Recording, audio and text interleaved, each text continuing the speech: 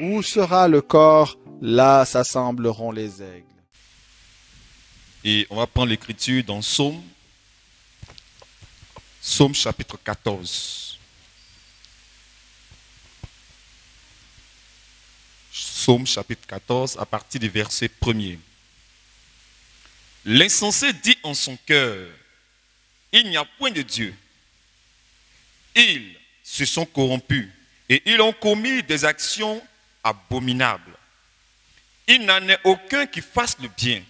L'Éternel, du haut des cieux, regarde les fils de l'homme pour voir s'il y a quelqu'un qui soit intelligent, qui cherche Dieu. Tous sont égarés, tous sont pervertis. Il n'en est aucun qui fasse le bien, pas même un seul. Tous ceux qui commettent l'iniquité ont-ils perdu leur sens? Ils dévorent mon peuple, ils le prennent pour nourriture, ils n'invoquent point l'Éternel. C'est alors qu'ils trembleront d'épouvante, quand l'Éternel apparaîtra au milieu de la race juste. Jetez l'opprobre sur l'espérance du malheureux. L'Éternel est son refuge. Oh, qui fera partie de Sion la délivrance d'Israël? Quand l'Éternel ramènera les captifs de son peuple, Juda sera dans l'allégresse, Israël se réjouira. Amen. Peu importe nos souffrances, peu importe ce que le monde peut nous faire, mais un jour, le Seigneur nous permettra d'entrer dans notre allégresse. Nous serons heureux. M'approche de toi. Alléluia. Je m'approche de toi.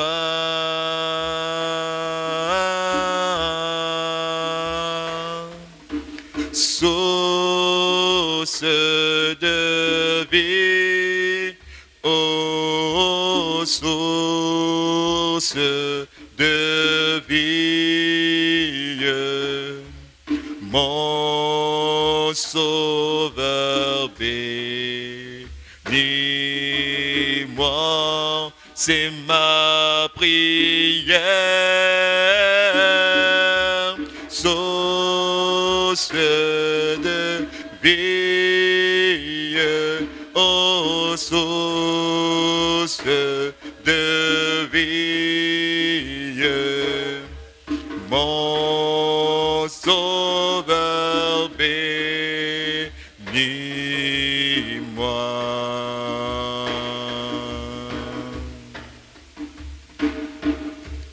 Fais silence en mon cœur. Alléluia. Fais silence en mon cœur. Jésus, viens et me parle. Oh, viens et me parler. Oh, mon divin Sauveur, car c'est ma prière. Viens et me parler. Viens et me parler. Oh, mon divin Sauveur, rends-moi conforme à toi. Rends-moi conforme à toi. Alléluia. Rends-moi conforme à toi, Jésus. Divin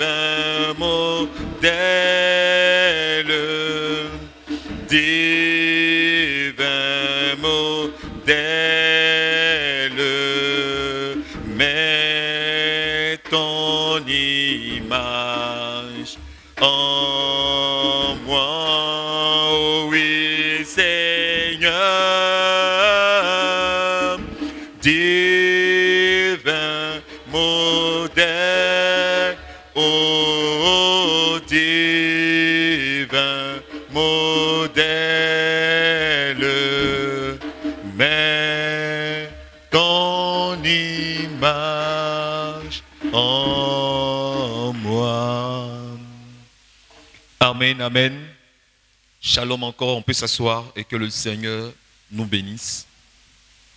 Aujourd'hui, c'est samedi 14 mai 2022 et nous avons questions et réponses. Vous pouvez vous asseoir, frère. Nous avons questions et réponses. Les mercredis, nous avons prière. Les dimanches, c'est la prédication. Alors, le samedi, nous posons les questions en conformité avec la prédication que nous avons entendue. Selon qu'il est écrit, petit enfant, n'ajoutez pas foi à tout esprit, mais prouvez d'abord les esprits pour savoir s'ils sont des dieux. Alors nous avons le devoir de prouver ce que nous écoutons, car tout ce qui n'est pas fruit de conviction est péché, ainsi dit la parole de Dieu. Donc les samedis, nous venons éprouver ce qui nous a été dit pour voir si cela était conforme à la parole de Dieu, selon Actes chapitre 17, verset 11. Donc, celui qui a une question, ordre biblique, ici, nous ne parlons pas de politique, que ce soit les frères qui sont sur le net, qui nous suivent de part et d'autre. Ici, nous parlons que de la parole du Seigneur. Nous croyons dans un prophète, William Marion Branham, par lequel aussi nous attestons ce que nous croyons, parce que c'est par lui, par la grâce de Dieu, par lui, que nous avons compris ce que nous comprenons aujourd'hui et que nous apportons à ceux qui n'ont pas encore reçu la parole. Donc, si quelqu'un a une question concernant la Bible, cela est la bienvenue. Une question biblique a une réponse biblique. Amen. Donc, les questions sur le net sont la bienvenue. Nous recensons les questions et nous les répondons. Ici aussi dans la salle, celui qui a des questions, nous enregistrons les questions et nous apportons les réponses. Je vais demander aux frères qui répertorient les questions. S'il y a des questions, il va nous lire les différentes questions premièrement et après nous allons passer question par question pour apporter la réponse par la grâce de Dieu. Frère Benjamin. Comme frère, aujourd'hui nous avons le frère Jean qui a posé une série de 4 questions. La première question, pourquoi après la chute d'Adam et Ève dans le jardin, Dieu leur interdit de toucher à l'arbre de vie? Sa deuxième question, est-ce que le vrai parler en langue justifie que le chrétien a reçu le Saint-Esprit? Et comment reconnaître qu'un chrétien a le Saint-Esprit? La troisième question. Je veux comprendre 2 Corinthiens chapitre 5, verset 16. Et sa quatrième question. Après le baptême d'eau, puis-je parler de Jésus dans mon entourage? Ça, sont les 4 questions du frère Jean. Il y a aussi M. Kwasi Job qui a posé une question. Un chrétien peut-il perdre le salut? Ça, c'est la question de M. Kwasi Job. Amen. Donc, qui viendront à la suite, selon que le temps nous donnera, on répondra. S'il y a des questions qui viennent, on va répondre. Maintenant, si le temps ne nous permet pas, on va prendre ces questions pour le samedi qui viendra. Amen. Nous allons commencer maintenant par la première question. La première question, oui. Oui, la première question. Pourquoi, après la chute d'Adam et Ève dans le jardin, Dieu leur interdit de toucher à l'arbre de vie. Amen. Une sœur. Pas, Dieu a chassé Adam et Ève du jardin d'Éden pour ne pas qu'ils aient pas à l'arbre de vie, parce que s'ils avaient eu pas à l'arbre de vie, ils allaient être des pécheurs éternels. Donc le verset de Genèse 3, 22 dit, l'Éternel Dieu dit, voici l'homme est devenu comme l'un de nous pour la connaissance du bien et du mal. Empêchons-le maintenant d'avancer sa main, de prendre de l'arbre de vie, d'en manger et de vivre éternellement. Donc j'ai pris ce verset là un peu pour montrer que si l'homme, après avoir connu le bien et le mal, avait eu part à l'arbre de vie, il allait être un pécheur éternel. Frère, nous prie. Et si tu n'es pas d'accord, dis-nous pourquoi tu n'es pas d'accord et qu'est-ce que tu veux comprendre. Oui, en fait, sur ce passage, c'est qu'elle a répondu, je suis entièrement convaincu parce que quelqu'un m'en a parlé et je voulais voir si exactement c'était la réponse. Et comme j'ai eu la réponse, je suis convaincu. Amen. Que le Seigneur te bénisse. Donc je crois que la réponse a été donnée à la question. Donc nous allons passer à la prochaine question. La deuxième question dit, est-ce que le vrai parler en langue justifie que le chrétien a le Saint-Esprit? Et puis comme sous-question, comment reconnaître qu'un chrétien a le Saint-Esprit? Ok. Est-ce sur deux volets? Petit A. Est-ce que le parler en langue est un signe, le signe plutôt du Saint-Esprit? Petit B. Comment reconnaît-on qu'on a le Saint-Esprit? Donc, du côté des sœurs, une sœur a quelque chose à dire à ce sujet. Amen. En ce qui concerne le Saint-Esprit, le parler en langue, c'est par le Saint-Esprit. Mais ce n'est pas forcément par le baptême du Saint-Esprit. Parce que le Saint-Esprit, on peut le recevoir à plusieurs niveaux de l'homme.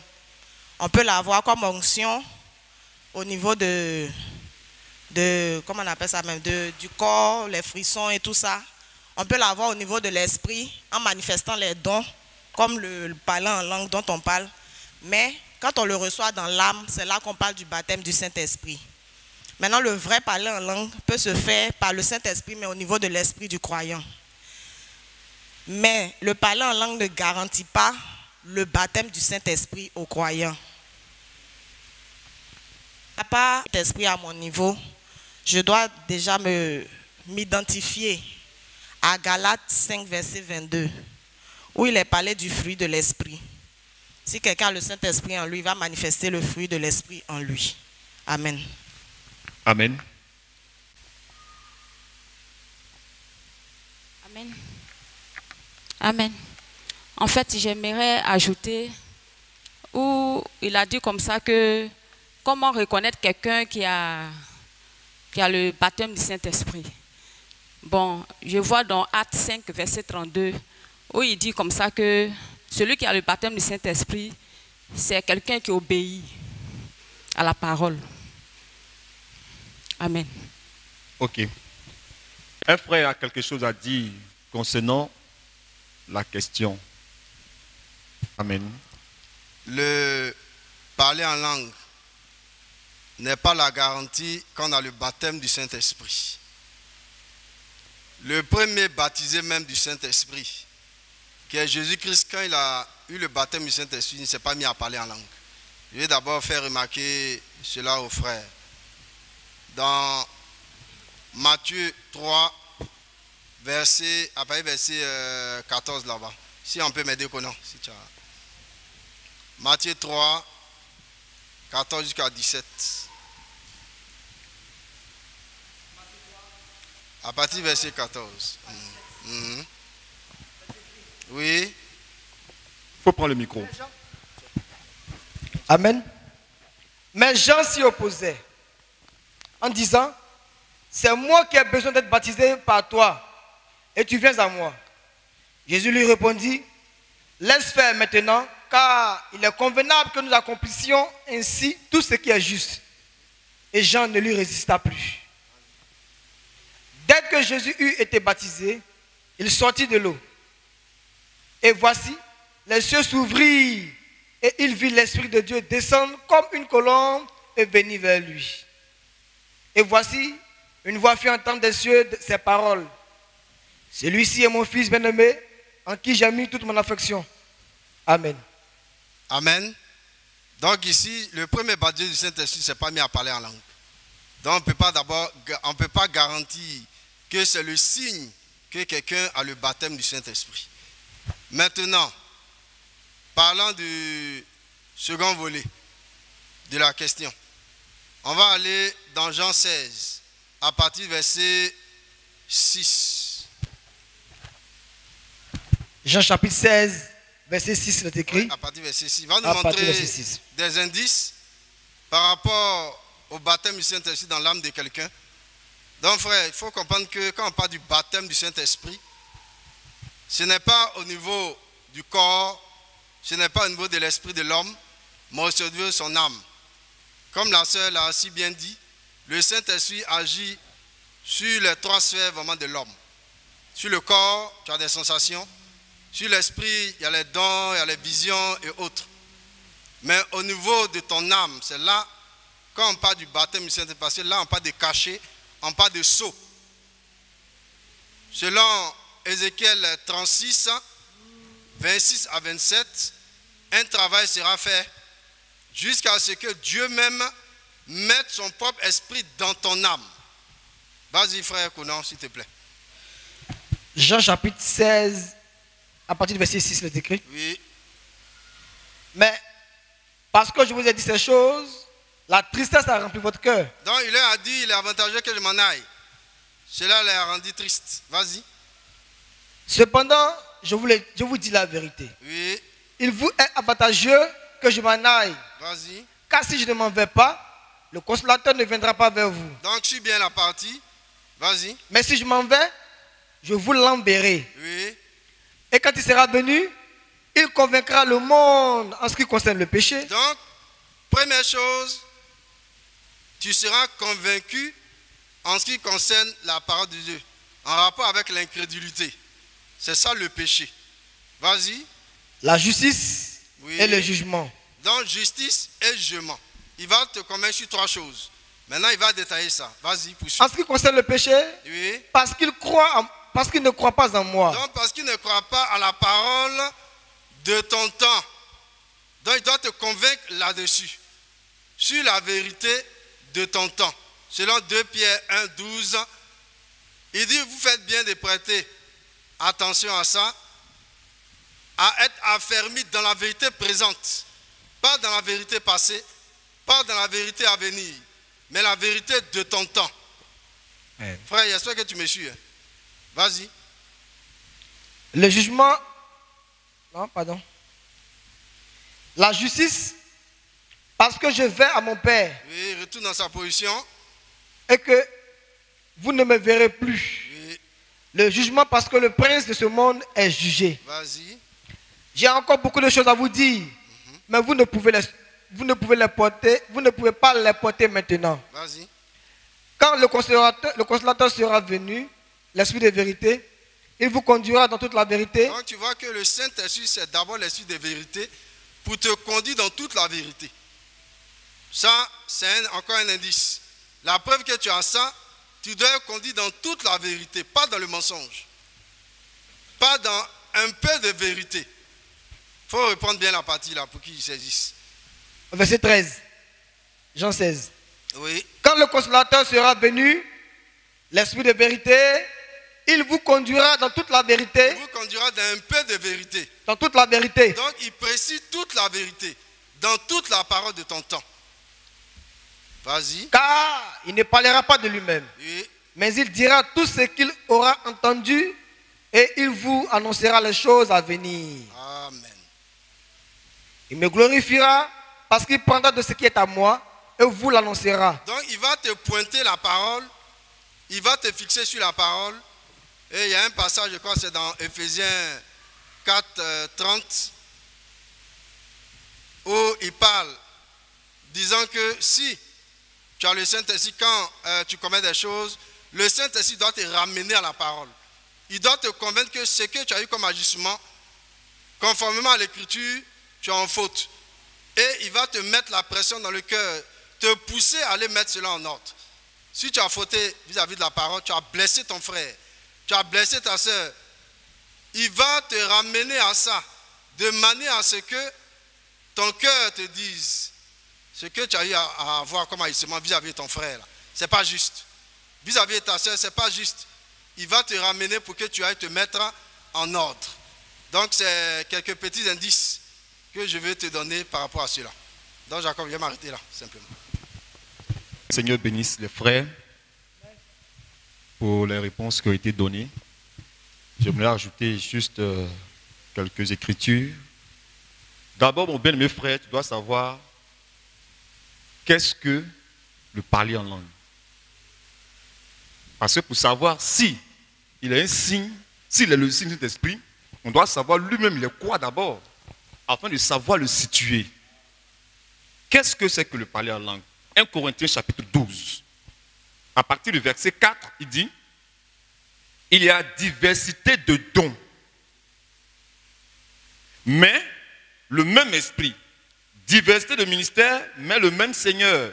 Diversité d'opérations, mais le même Dieu qui opère tout en tous. Or, à chacun, la manifestation de l'esprit est donnée pour l'utilité commune. Donc, suis bien. L'esprit a une manière de se manifester, mais à chacun, la manifestation de l'esprit. Donc, la manière dont l'esprit va se manifester sur le frère Yves, ce n'est pas comme ça qu'il va se manifester sur le frère Jean-Claude. Ce n'est pas comme ça qu'il va se manifester chez toi, ni chez les sœurs. Donc, à chacun particulièrement, le Saint-Esprit donne une manière de se manifester. Tu suis? Ok. Il dit, or à chacun, la manifestation de l'Esprit est donnée pour l'utilité commune. En effet, à l'un est donnée par l'Esprit une parole de sagesse. Donc, un don de sagesse, c'est donné par l'Esprit. Donc, l'Esprit sera manifesté sous la forme de la sagesse de quelqu'un.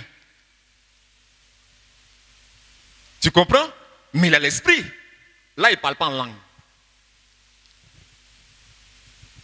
On continue. À un autre, une parole de connaissance selon le même esprit. Donc c'est le même esprit, mais qui se manifeste sous une autre forme, sur notre frère. Celui-là, il se manifeste sous la forme de la sagesse.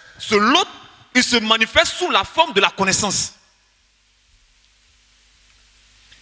À un autre, la foi, c'est ce qu'on appelle le don de foi. Par le même esprit. À un autre, le don des guérisons. Ça, c'est encore une manifestation de l'esprit. Par le même esprit. À un autre, le don d'opérer des miracles. À un autre, la prophétie. À un autre, le discernement des esprits. À un autre, la diversité des langues. Voici le parler en langue. Donc, le parler en langue, c'est un don. C'est aussi une manifestation de l'esprit. Tu comprends? Donc ce n'est pas le signe. Si c'est le signe, c'est que parole de connaissance aussi est le signe. C'est que prophétie aussi c'est le signe. Parce que ça fait partie du même groupe. De tout ce qu'on a cité, 9 dons. Donc 9 différentes manifestations, mais du même esprit. Donc le parler en langue est un don de l'esprit. Mais ce n'est pas le signe de l'esprit. Tu comprends déjà qu'est-ce que le parler en langue? C'est un don de l'esprit, mais ce n'est pas le signe de l'esprit. Donc, il y a plusieurs dons de l'esprit. Et le parler en langue fait partie des dons de l'esprit. Donc là, déjà, on voit que ce n'est pas un signe de l'esprit. C'est clair? Maintenant, il peut arriver qu'un homme reçoive le Saint-Esprit et en même temps, il parle en langue. Et on trouve cela dans Actes, chapitre 10, verset 1 à 46. Mais on ne lira pas tout, on va lire seulement à partir du verset 44. Actes chapitre 10, si quelqu'un a trouvé, il peut le lire rapidement. Acte 10. Pour ceux qui notent, c'est le 1 à 46, mais on lit à partir du verset 44. Acte 10, à partir du verset 44. C'est l'histoire de Corneille. Oui. Comme Pierre prononçait encore ces mots, le Saint-Esprit descendit sur tous ceux qui écoutaient la parole. Quand Pierre est en train d'apporter la parole à Corneille et à toute sa famille, le Saint-Esprit est descendu sur eux. Oui. Tous les fidèles circoncis qui étaient venus avec Pierre furent étonnés de ce que le don du Saint-Esprit est aussi répandu sur les païens. Oui. Car ils entendaient parler en langue et glorifier Dieu. Donc tu vois ici, quand tu lis ça, si tu n'as pas la compréhension, tu penses que c'est le signe. Ils ont vu que le don leur était donné, car ils les ont vus parler en langue. En langue. Donc comme ils les ont vus parler en langue, alors ils ont le Saint-Esprit. Mais tu dois comprendre au commencement que le Saint-Esprit est une manifestation, plutôt le parler en langue est une manifestation du Saint-Esprit. Tu vois? Voilà. Mais là, c'était dans le cas où, comme je dis, il peut arriver qu'un frère ou une soeur reçoit le Saint-Esprit et parle en même temps en langue. Cela s'est passé aussi à la Pentecôte. Maintenant, je vais te montrer aussi dans la Bible un frère qui a reçu le Saint-Esprit, mais qui n'a pas parlé en langue. Actes, chapitre 9, versets 10 à 19. Acte 9, 10 à 19, les décrets. Oui. Or, il y avait à Damas un disciple nommé Ananias. C'était Paul. Lorsque le Seigneur l'a rencontré sur le chemin de Damas, il lui a dit, va à la rue, tant. Et maintenant, il dit maintenant à Ananias, Dieu va appeler Ananias pour aller vers Paul. Regarde ce qui va se passer. Le Seigneur lui dit, oui, dans une vision, Ananias, il répondit, me voici Seigneur.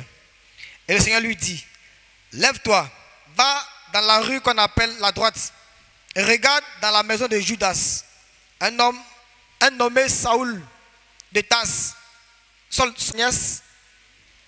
qui entrait et qui lui imposait les mains afin qu'il recouvrât la vue. Ananias répondit, Seigneur, j'ai appris de plusieurs personnes tous les maux que cet homme a fait à tes saints dans Jérusalem. Et il a ici des pouvoirs de la part des principaux sacrificateurs pour lier tous ceux qui invoquent ton nom. Mais le Seigneur lui dit, va, car cet homme est un instrument que j'ai choisi pour porter mon nom devant les nations, devant des rois, devant les fils d'Israël, et je lui montrerai tout ce qu'il doit souffrir pour mon nom. Ananias sortit, et lorsqu'il fut arrivé dans la maison, il imposa la main à Saul en disant, qu'est-ce qu'il a fait? Il a imposé la main à Saul en disant, Saul mon frère, oui, le Seigneur qui t'est apparu sur le chemin par lequel tu venais m'a envoyé pour que tu recouvres la vue, oui, et que tu sois rempli du Saint-Esprit. Deux choses. Il est venu d'abord pour que Paul reçoive d'abord, le recouvre la vue du Saint-Esprit. Maintenant, regarde ce qui s'est passé. Oui. Au même instant, il tombait de ses yeux comme des écailles. Il tombait de ses écailles. Et il recouvra la vue. Il a recouvert la vue, oui. Il se leva et fut baptisé. Il a été baptisé d'eau. Et après qu'il prit de la nourriture, il a pris. Il était en jeûne 3 jours. Il a mangé. La force lui revint. Oui. Saul restait quelques jours encore. Est-ce que vous avez entendu là, ils ont parlé de la ressource de l'esprit? Oh, il a reçu de l'esprit. Parce qu'après ça, là, rien. Non. Il n'y a pas eu de parler en langue. Parce que si ça devait être le cas, alors Paul n'avait pas reçu d'esprit. Or, Paul a reçu d'esprit. Quand Dieu t'envoie pour un but, il va accomplir le but pour lequel il t'a envoyé. Le but, c'est qu'il impose les mains à Paul pour qu'il recouvre la vue et qu'il ait le baptême de cet esprit. Amen. Voici le but. Donc, quand tu lui as imposé les mains, le but a été accompli. Mais Paul n'a pas parlé en langue ici. C'est plus tard devant là-bas que Paul se met à parler en langue. Plus tard devant. Mais là, Paul n'a pas parlé en langue. Donc, on va dire qu'il n'a pas le Saint-Esprit. Si, Paul avait bien le Saint-Esprit. Donc, le parler en langue n'est pas le signe du Saint-Esprit. Mais le parler en langue est une manifestation de l'Esprit. C'est un don. Amen. Maintenant, je vais te montrer un verset où tu peux même avoir le parler en langue et puis tu n'es pas sauvé. Parce que le Saint-Esprit, Dieu le donne à ceux qui sont sauvés. Le Saint-Esprit, c'est pour ceux qui sont sauvés. Voilà. 1 Corinthiens 13, à partir du verset 1er.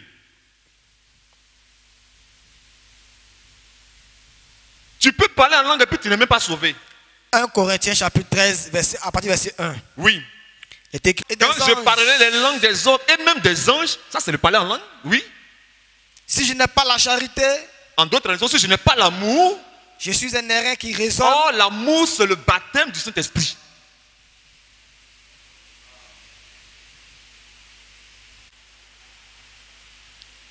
Donc tu vois que le parler en langue n'est pas le signe du baptême du Saint-Esprit. C'est un don. C'est une manifestation de l'Esprit. Un frère peut l'avoir, mais pas tout le monde. Un frère peut l'avoir, une soeur peut l'avoir, même deux frères, trois soeurs peuvent l'avoir. Comme la prophétie est aussi une manifestation de l'Esprit. C'est aussi un don de l'Esprit. Et je ne sais pas si tu m'as compris. Que le Seigneur te bénisse. On va lui donner le micro, il va réitérer ce qu'il a compris. Oui, merci. J'ai été vraiment rassasié de l'explication et j'ai bien compris que le don de l'Esprit est différent du baptême du Saint-Esprit et que le don, le parler en langue, explique que c'est la manifestation de l'Esprit qui permet qu'on arrive à recevoir ces dons. Et le Saint-Esprit était véritablement quelque chose qui devait, comme un sceau, qui devait être dans notre âme, c'est-à-dire l'amour, comme on l'explique. Donc, vraiment, je suis rassuré de cette explication. Je dis merci à Dieu. Amen. Maintenant, qu'un homme a reçu le Saint-Esprit, il nous conduit où? Le but, c'est qu'il nous conduit dans toute la vérité. Donc, le Saint-Esprit t'amène à croire toute la parole. Ça, c'est un. Et il t'amène à obéir à toute la parole. Voici le signe. Il n'y a pas autre signe. C'est pourquoi il y a une sœur qui a cité un verset que Dieu donne cet esprit à ceux qui lui obéissent. Donc, quand le Seigneur te donne cet esprit, c'est pour que tu obéisses à toute la parole. Or, pour obéir à toute la parole, tu dois d'abord croire à toute la parole. C'est ça, le Saint-Esprit viendra et vous conduira dans toute la vérité. Il t'amène à croire toute la parole et ensuite, il t'amène à obéir à toute la parole. Voici le signe. C'est le seul signe qui est là. Maintenant, quand il est en toi, tu vas savoir ça. Romains chapitre 8, je vais lire ça rapidement. Verset 16. Romains 8, verset 16. L'Esprit lui-même rend témoignage à notre esprit que nous sommes enfants de Dieu. Donc, si le Saint-Esprit en toi, il va s'arranger pour que tu le saches. Tu comprends? Voilà. Il va s'arranger pour que tu le saches. Maintenant, celui qui a le Saint-Esprit, c'est lui qui peut savoir quel est le Saint-Esprit. C'est pourquoi tu vois que les apôtres et les disciples qui étaient avec lui, Paul et Pierre plutôt, et tous ceux qui étaient avec lui, quand ils ont vu les autres être remplis d'esprit, eux-mêmes, ils ont reconnu. Donc, c'est celui qui a le Saint-Esprit qui peut savoir qu'il a le Saint-Esprit et qui peut savoir qu'un autre a le Saint-Esprit. Mais quelqu'un qui a le Saint-Esprit ne peut pas savoir, parce que lui-même, il ne sait même pas ce que c'est. Tu comprends? Voilà. Donc, pour savoir, il faut d'abord le posséder.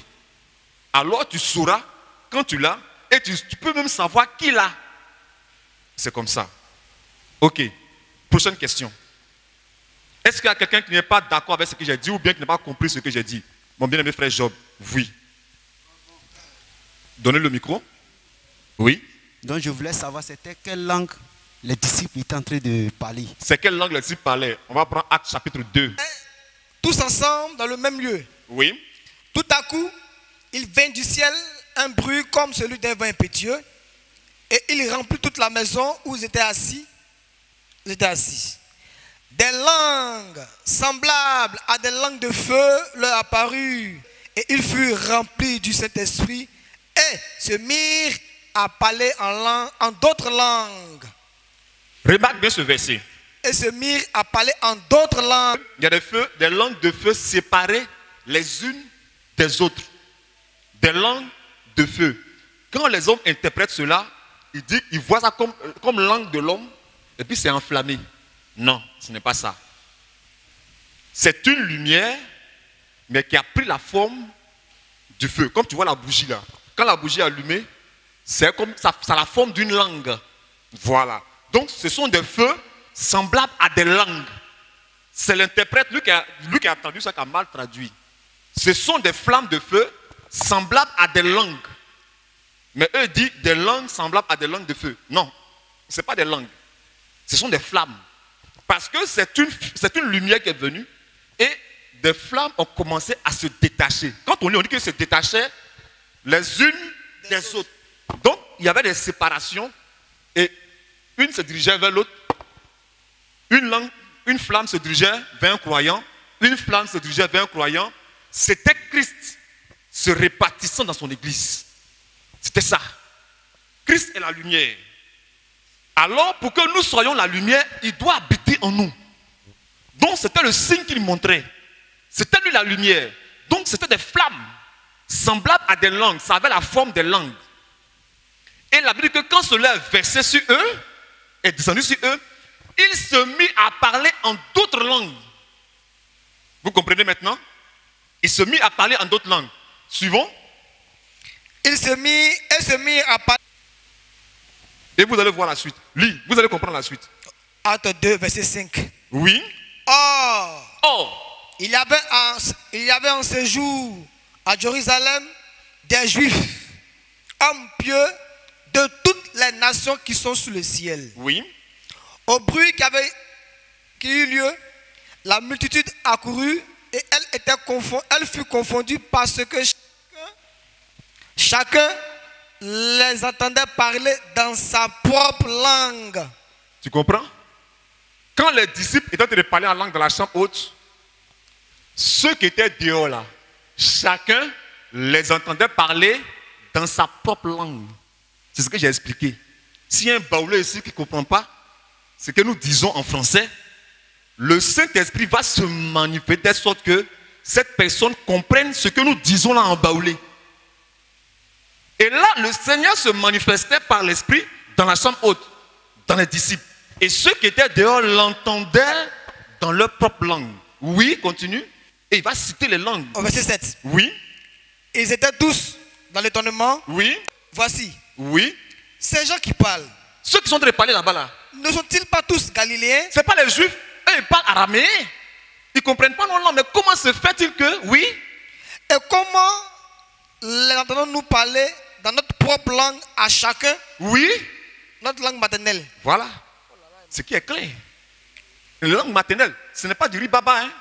Langue maternelle. Et puis il va citer langue maternelle. Continue. Parthes. Mèdes. Élamites. Oui. Ceux qui habitent la Mésopotamie. Ceux qui habitent la Mésopotamie. La Judée. Oui. La Cappadoce. Oui. Le Pont. Oui. L'Asie. Oui. La Phrygie. La Pamphylie. Oui. L'Égypte. Oui. Le territoire de la Libye voisine de Cyrène. Donc ceux qui habitent l'Égypte, leur langue a été parlée là-bas. Ceux qui habitaient la Libye, on est en Afrique. Leur langue a été parlée là-bas. Oui. Ceux qui sont venus de Rome. Oui. De Rome encore. Oui. Juifs. Et prosélytes. Crétois. Et arabes. Même arabes. Donc vous comprenez? Donc ce n'est pas ribobobo. Non, non. Hein. Voici comment se manifeste le don de parler en langue. C'est comme ça. Maintenant, quand vous lisez, il est dit, et ils se mettent tous à parler en langue. N'est-ce pas? Je te pose la question. Quand tu vas au marché, tout le monde parle en français, mais quand tu prêtes oreille, est-ce que tu peux entendre ce qu'on dit? C'est un tumulte, c'est du bruit. Mais comment se fait-il que ceux qui étaient dehors entendaient chacun dans sa langue maternelle? Ils ne parlaient pas tous ensemble. Ils parlaient l'un après l'autre. C'est-à-dire que quand Dieu voulait parler au baoulé, Pierre a commencé à parler en baoulé. Quand Pierre a fini, Étienne a pris en pété. Quand Étienne a fini, Philippe, il a pris en gourou. Quand il a fini, Marie a pris en wabé. Et c'est comme ça qu'ils ont parlé. C'est pourquoi eux tous, chacun a entendu ça dans sa langue maternelle. Voilà comment le verset est clair. Donc ceux que tu vois parler en groupe, on dit P, et puis ils commencent à parler, oui, ça c'est pas le parler en langue. Ça là encore, on a un verset pour ça pour expliquer cela, mais tu peux parler là-haut. Ok. Parce qu'il a été donné pour l'édification. Quand Dieu te donne le don de langue, il dit c'est pour l'église. Maintenant, je vous pose la question. Est-ce que l'église là parle la langue des anges? Est-ce que l'église comprend la langue des anges? Mais quand on a lu dans 1 Corinthiens 12, la Bible dit que c'est pour l'utilité commune. C'est pas ce qu'on a lu? C'est pas ça? Voilà. Maintenant, si toi tu te mets à parler la langue des anges, en quoi tu nous es utile? C'est pourquoi la Bible dit que celui qui parle en langue, concernant la langue des anges, s'édifie lui-même. Tu comprends? Et la Bible même dit qu'il prie pour avoir l'interprétation. On va lire cela. Il dit mieux vaut parler et comprendre ce que tu dis, sinon tu es stérile. C'est dans 1 Corinthiens chapitre 14. 1 Corinthiens 14, au verset... recherchez la charité, aspirez aussi au don spirituel, mais surtout à celui de prophétie. En effet, celui qui parle la langue ne parle pas aux hommes, mais à Dieu. Là, il parle de langue, la langue des anges. Il ne parle pas aux hommes. Ce n'est pas une langue des hommes. C'est pourquoi on a lu 1 Corinthiens 13. Il dit si je parle la langue des hommes et la langue des anges. Tu comprends? Donc, il y a la langue des hommes, il y a la langue des anges. Donc, du moment où tu commences à parler la langue des hommes, les hommes te comprendront. Voilà. Oui? En effet, celui qui parle en langue ne parle pas aux hommes, mais à Dieu. Mais il parle à Dieu. Car personne ne le comprend. Personne ne le comprend. Et c'est un esprit qui dit des mystères. Donc, c'est une langue de l'esprit. Oui. Mais celui qui prophétise, au contraire, parle aux hommes, les édifie, les console. Celui qui parle en langue s'édifie lui-même. S'édifie lui-même. Oui. Celui qui prophétise édifie l'église. Oui. Je désire que vous parliez tous en langue, mais encore plus que vous prophétisiez. Celui qui prophétise est plus grand que celui qui parle en langue. Tu comprends, non? Donc tu vois que don de langue même, ce n'est même pas signe du Saint-Esprit. Lui qui prophétise est plus grand que celui qui parle en langue. Tu vois? Donc normalement, si on doit chercher même un signe là, c'est prophétie. C'est lui qui est le plus grand. Attends, on va finir le verset puis tu vas intervenir. Oui? Celui qui prophétise est plus grand que celui qui parle en langue. Oui. À moins que ce dernier n'interprète. À moins que celui qui parle en langue interprète. Donc aussi longtemps que tu n'interprètes pas, tu es petit que celui qui prophétise. Parce qu'on peut prophétiser en langue. Voilà. À moins que ce dernier n'interprète, pour que l'église en reçoive de l'édification. Tu comprends? Donc, tant qu'il n'y a pas d'interprétation, tu n'édifies pas l'église. Allons-y. Et maintenant, frère, de quelle utilité vous serais-je? De quelle utilité vous serais-je? Si je venais à vous en parlant en langue. En parlant en langue? Et si je ne vous parlais pas par révélation ou par connaissance? Si je n'interprète pas ce que je dis, en quoi suis-je utile? Or, le don, c'est pour être utile. Oui. Par révélation ou par connaissance ou par prophétie ou par doctrine. Oui. Si les objets animés qui rendent un son, si les objets inanimés qui rendent un son, comme une flûte ou une harpe, ne rendent pas de son distinct.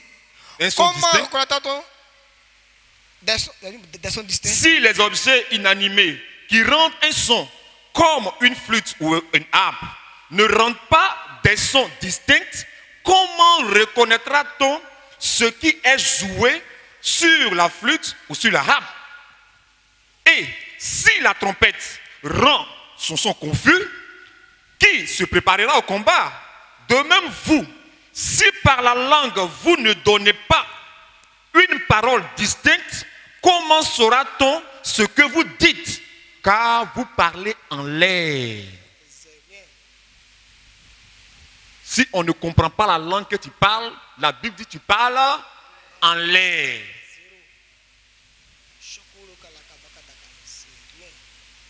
Amen. On va s'arrêter là. Si le frère il a quelque chose à dire.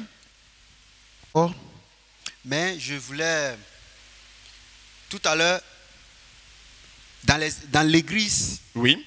si tu parles en langue, ce que tu dois interpréter, Oui, c'est ce que la Bible dit. c'est ce que la Bible dit. Oui. Maintenant, si tu es chez toi à la maison, Oui. que tu es là prier, Oui. que tu parles en langue, est-ce que c'est un péché? Non, ce n'est pas un péché. Mais la Bible te conseille d'avoir le don d'interprétation parce que tu ne sais pas si c'est un démon qui est en train de parler autour de toi. Non, parce que l'apôtre Paul aussi dit, Oui. personne ne peut parler à Dieu, ou bien celui qui parle à Dieu ne peut pas dire Dieu est anathème. Celui qui parle à Dieu. Celui qui est de Dieu ne Mais peut pas est-ce que tu sais que les combien même parlent en langue? Oui. Voilà. Ça veut dire que tu peux parler en langue, c'est un démon qui t'anime. C'est ce que ça te dit. Donc, Tu peux penser adorer Dieu. Mais ce n'est pas Dieu que tu adores. Donc, on va lire encore l'écriture, c'est pas qu'on finit. Ça continue en bas ici. Au verset 5. Si tu rends grâce par l'esprit, je vais commencer un peu plus haut.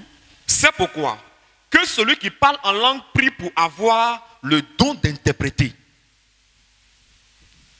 C'est ce qu'il dit. Que celui qui parle en langue prie pour avoir le don d'interpréter. Ça c'est au verset 13 de 1 Corinthiens 14.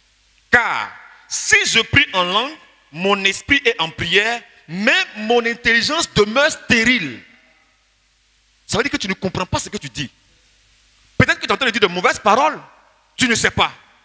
C'est pourquoi la sagesse t'enseigne d'avoir l'interprétation. Fais donc, je prierai par l'esprit, mais je prierai aussi avec l'intelligence. Mieux vaut que je comprenne la langue que je parle. On continue.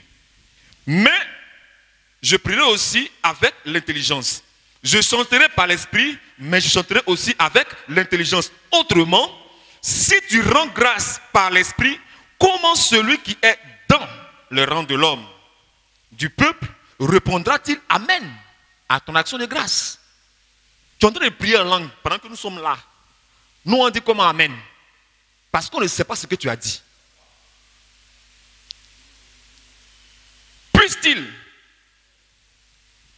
Puisqu'il ne sait pas ce que tu dis, tu rends, il est vrai, d'excellentes actions de grâce, mais l'autre n'est pas édifié. Je rends grâce à Dieu de ce que je parle en langue plus que vous tous. Mais dans l'église, j'aime mieux dire 5 paroles avec mon intelligence afin d'instruire aussi les autres que 10 000 paroles en langue. Frères, ne soyez pas des enfants sous le rapport du jugement, mais pour le malice. Soyez enfants à l'égard du jugement selon les hommes faits. Tu comprends maintenant?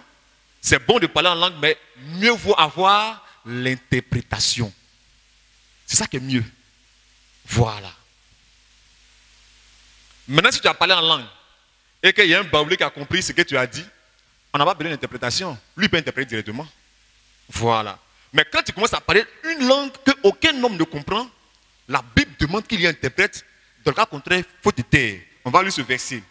1 Corinthiens 14, verset 27.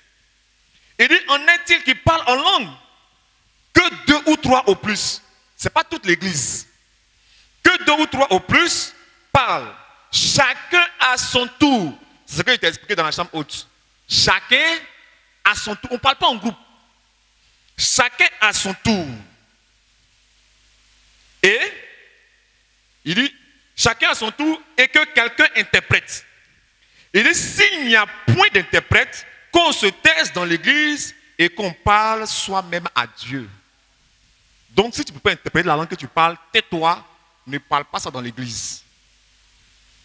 Tu vois que c'est clair maintenant, non? Ok. Encore question là-dessus? C'est bon? On peut évoluer? Ok, la prochaine question. Je vais comprendre 2 Corinthiens chapitre 5, verset 16. On va lire 2 Corinthiens 5, verset 16. Et Jean ne comprend pas dans ce verset, pour qu'on puisse lui expliquer. Ce que je ne comprends pas est que dans un autre verset, ils avaient dit, quand on dit, c'est Jésus que vous avez crucifié, Dieu l'a fait Seigneur et Christ. Et quand on dit, c'est Jésus que vous l'avez connu comme ça dans la chair, là, nous ne l'avons plus connu comme ça. Nous l'avons connu comme Christ. Donc je voulais comprendre à quel moment on emploie l'expression connaître Jésus dans la chair et Christ en tant que... Ok. Vous avez bien compris la question, sœur? Il dit, dans la Bible, il a dit que Dieu a fait de ce Jésus Seigneur et Christ. Maintenant là, on dit on ne connaît plus Jésus selon la chair. Maintenant, à quel moment on le connaît selon la chair et à quel moment on le connaît d'une autre manière? C'est ça? Voilà. Donc maintenant, c'est comment on le connaît. Si on ne doit plus le connaître selon la chair, c'est comme on le connaît aujourd'hui. Vous avez bien compris maintenant la question? Ok. Une sœur pour donner la réponse. Une réponse. Amen. Je vais faire un petit survol pour placer la chose. Je vais prendre dans 1 Jean 1, à partir du verset 1, les degrés. Ce qui était dès le commencement, ce que nous avons entendu, ce que nous avons vu de nos yeux, ce que nous avons contemplé et que nos mains ont touché, concernant la parole de vie. Et la vie a été manifestée. Nous l'avons vue. Nous l'avons et nous lui rendons témoignage. Et nous vous annonçons la vie éternelle qui était auprès du Père et qui nous a été manifestée. Ce que nous avons vu et entendu, nous vous l'annonçons. Nous vous l'annonçons. À vous aussi, afin que vous aussi, vous soyez en communion avec nous. Amen. Or, notre communion est avec le Père et avec son Fils Jésus-Christ. Et nous écrivons ces choses afin que votre joie soit parfaite. La nouvelle que nous avons apprise de lui et que nous vous annonçons, c'est que Dieu est lumière. Amen.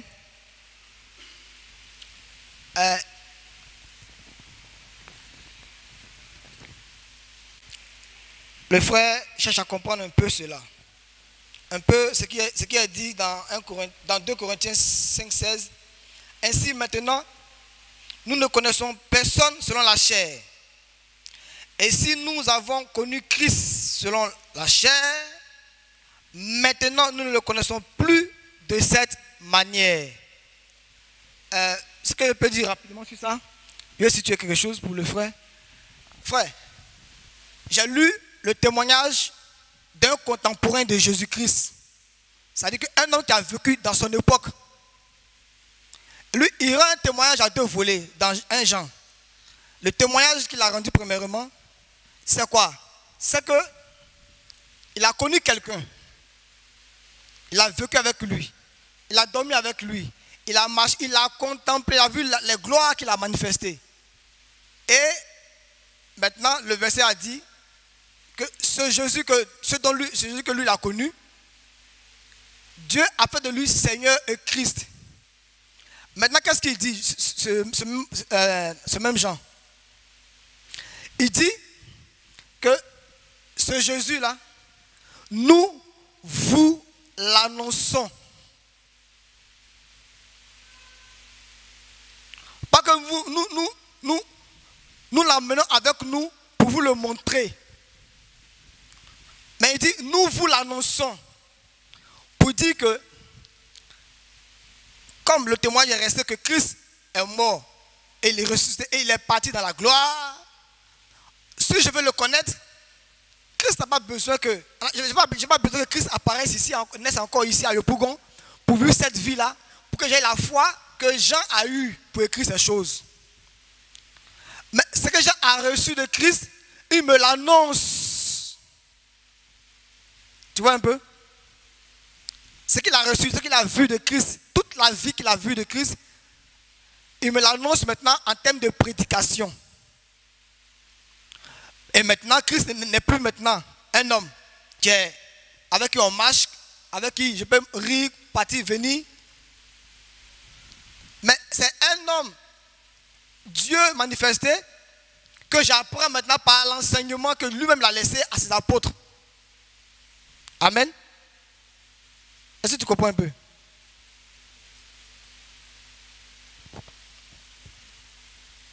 C'est pourquoi Paul a dit, je paraphrase un peu, il dit, il vient, il peut finir, qu'il ne cherche pas à entendre autre chose que Jésus-Christ, à savoir Jésus-Christ crucifié. Jésus-Christ crucifié, c'est tout un enseignement de vie. Tu vois un peu? Je n'ai pas besoin que Christ apparaisse ici pour que je le connaisse comme ça. Voici, c'est lui qui est là. Mais est-ce qu'il est ici avec moi? Comment il va faire pour être comme au Koweït, mais à Korogo? Tu comprends un peu? Je n'ai connu ses miracles, sa gloire et ses promesses que par l'enseignement que ce Jean qui a vécu avec lui me dit maintenant. C'est pourquoi Paul, qui fait le pont entre les gens du moins de la Judée là-bas, jusqu'à nous ici, il dit on ne connaît plus Christ mais dans la chair. Moi je ne connais pas Christ dans la chair, je ne le connais pas dans la chair, mais je sais qu'il m'a promis ceci, cela, et c'est lui qui a accompli le salut pour moi. Ça je le sais. Mais ce n'est pas lui le fils de Marie qui me dit ça un jour dans mon quartier. Tu vois un peu? On ne connaît maintenant que par l'enseignement, par la doctrine qu'il a laissée aux apôtres. Cette doctrine-là, il a vécu cela dans la chair. C'est ce que Jean a dit là-bas. Et maintenant, il dit que nous vous l'annonçons. Donc ce n'est plus dans une vue humaine que je le connais. Il le connaît maintenant par l'esprit. Heureux ceux qui ont cru sans l'avoir vu. Je peux m'arrêter là? Il peut aller vers là-bas pour le micro au frère Sidoine. Le frère Christian dit. Jésus, quand on prend le livre de Marc 8, verset 27, Jésus s'en alla vers les disciples dans les villages de Césarée, de Philippe. Il leur posa en chemin cette question. Qui dit-on que je suis? C'est-à-dire, il a posé la question aux gens. Qui dit-on que moi je suis? Qui je suis? Tu vois un peu? Il lui répondit, Jean-Baptiste. Les autres, Élie. Les autres, l'un des prophètes. Tu vois un peu? Donc pour certaines personnes, Jésus n'était qu'un prophète. Il était le fils de Marie. C'était un homme normal, mais un prophète. Tu comprends? C'est ça qu'on est Jésus selon la chair. Mais il y avait quelque chose qui manquait. Il dit, et vous, leur demanda-t-il, que dites-vous que je suis? Jésus s'attendait à quelque chose d'autre, qui était plus qu'un prophète. Et Pierre lui répondit, tu es le Christ. C'est cette révélation-là que les gens n'avaient pas. La raison pour laquelle il a dit, si nous avons connu Jésus-Christ selon la chair, comme le fils de Marie, comme un saint prophète, il dit maintenant, nous savons réellement qui il est. Nous ne le connaissons plus de cette manière. Quand on prend maintenant 1 Corinthiens le chapitre 5, 2 Corinthiens, c'est ça non? Comme tu as dit là. À partir du verset 16. Il dit dès maintenant, il va dire, car Dieu était en Christ. Parce que les gens ne savaient pas. Dieu était en Christ, réconciliant le monde avec lui-même. Il était Dieu, il n'était pas seulement qu'un prophète, mais il était Dieu manifesté dans la chair. Et en imputant cela, le point aux hommes, leur défense, ainsi de suite. C'est ce que je veux dire par là. Quelqu'un veut-il ajouter quelque chose? Ok, donne le micro au frère Jean-Claude. Le nom du Seigneur soit béni. Je crois que le verset que le frère Christian a pris parle clairement, n'est-ce pas, de la réponse qu'il faut encore apporter. Je vais d'abord lire la question, je crois que c'est 1 Corinthiens chapitre 5. 2 Corinthiens plutôt. 5, le verset 16. On va le lire pour bien comprendre cela. 2 Corinthiens chapitre 5, le verset 16. Ainsi, dès maintenant, nous ne connaissons personne selon la chair. Et si nous avons connu Christ selon la chair, maintenant, nous ne le connaissons plus de cette manière. Il parle de la manière. Il parle de la manière. Et celui qui parlait, c'est ceux qui ont vu le Seigneur. Voilà. Ce Christ qu'ils annonçaient là, ce n'était pas un Jésus qui marchait en Israël. Parce que là, on est en Corinthe. Et il n'est plus là. Donc, il dit aux païens que eux là, celui qu'ils ont connu, ce n'est pas un homme qui a une couleur, qui est né d'une mère, non. Mais cet homme-là, ce n'est rien d'autre que la parole. Jésus, quand nous fermons nos yeux et puis nous imaginons un être, ce n'est rien d'autre que la parole de Dieu. C'est pourquoi la Bible déclare qu'au commencement était la parole. Là-bas, Adam l'a vu. Mais Adam n'avait pas vu Jésus. Dans la loi, Moïse l'a vu. Moïse a vu son dos. Ce n'était pas Jésus. Mais c'était toujours ce Jésus-là qui existait. Oui, Jésus était au commencement. Jésus, Moïse l'a vu et les prophètes l'ont vu. Maintenant, les apôtres rendent le témoignage pour dire quoi?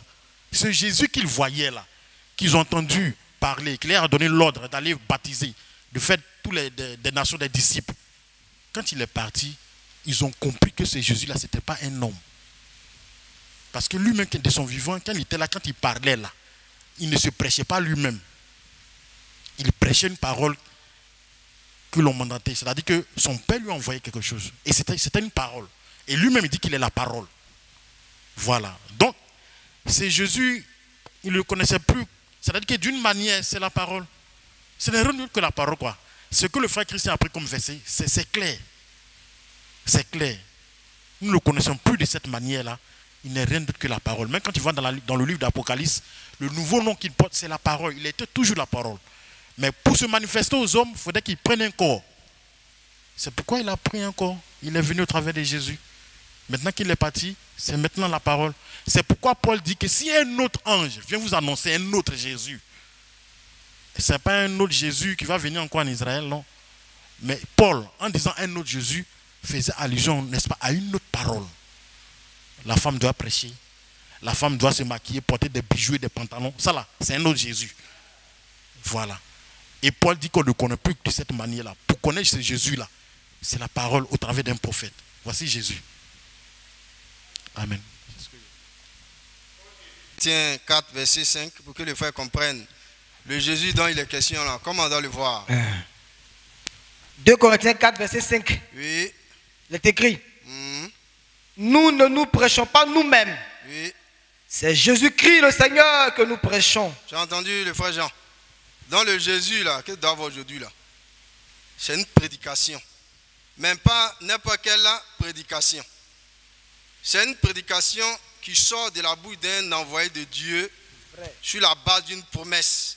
Un prophète qui a reçu le plan du salut, qui a reçu le dépôt, le conseil de Dieu. Et c'est ce conseil-là qui est Jésus. Si tu n'avales pas, tu ne le manges pas, tu n'auras pas la vie, tu ne sauras pas qui il est. Continue. 2 Corinthiens 4, verset 5 là. Tu as fini? 5b. Et nous nous disons vos serviteurs à cause de Jésus. Tu vois, non? Donc c'est à cause de la prédication. 1 Timothée 4. 1 Timothée 4, verset 13 à 16. 1 Timothée 4, verset 13 à 16. Il est écrit. Jusqu'à ce que je vienne, applique-toi à la lecture, à l'exhortation, à l'enseignement. Ne néglige pas le don qui est en toi. Regarde bien, il a fait une précision. Ne néglige pas le don qui est en toi et qui t'a été donné par prophétie avec l'imposition des mains de l'assemblée des anciens. Vas-y. Occupe-toi de ces choses. Vas-y, Cassette. Donne-toi tout entier à elle, afin que tes progrès soient évidents pour tous. Veille sur toi-même et sur ton enseignement.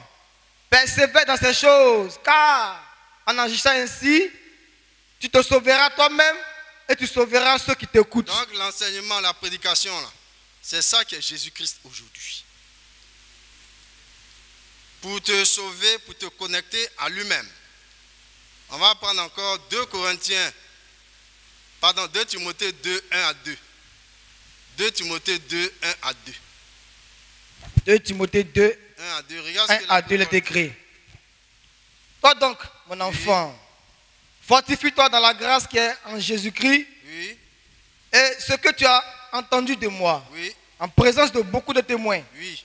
confie-le à des hommes fidèles qui soient capables de l'enseigner aussi à d'autres. Donc Jésus, là, il se transmet. C'est un enseignement qui se transmet.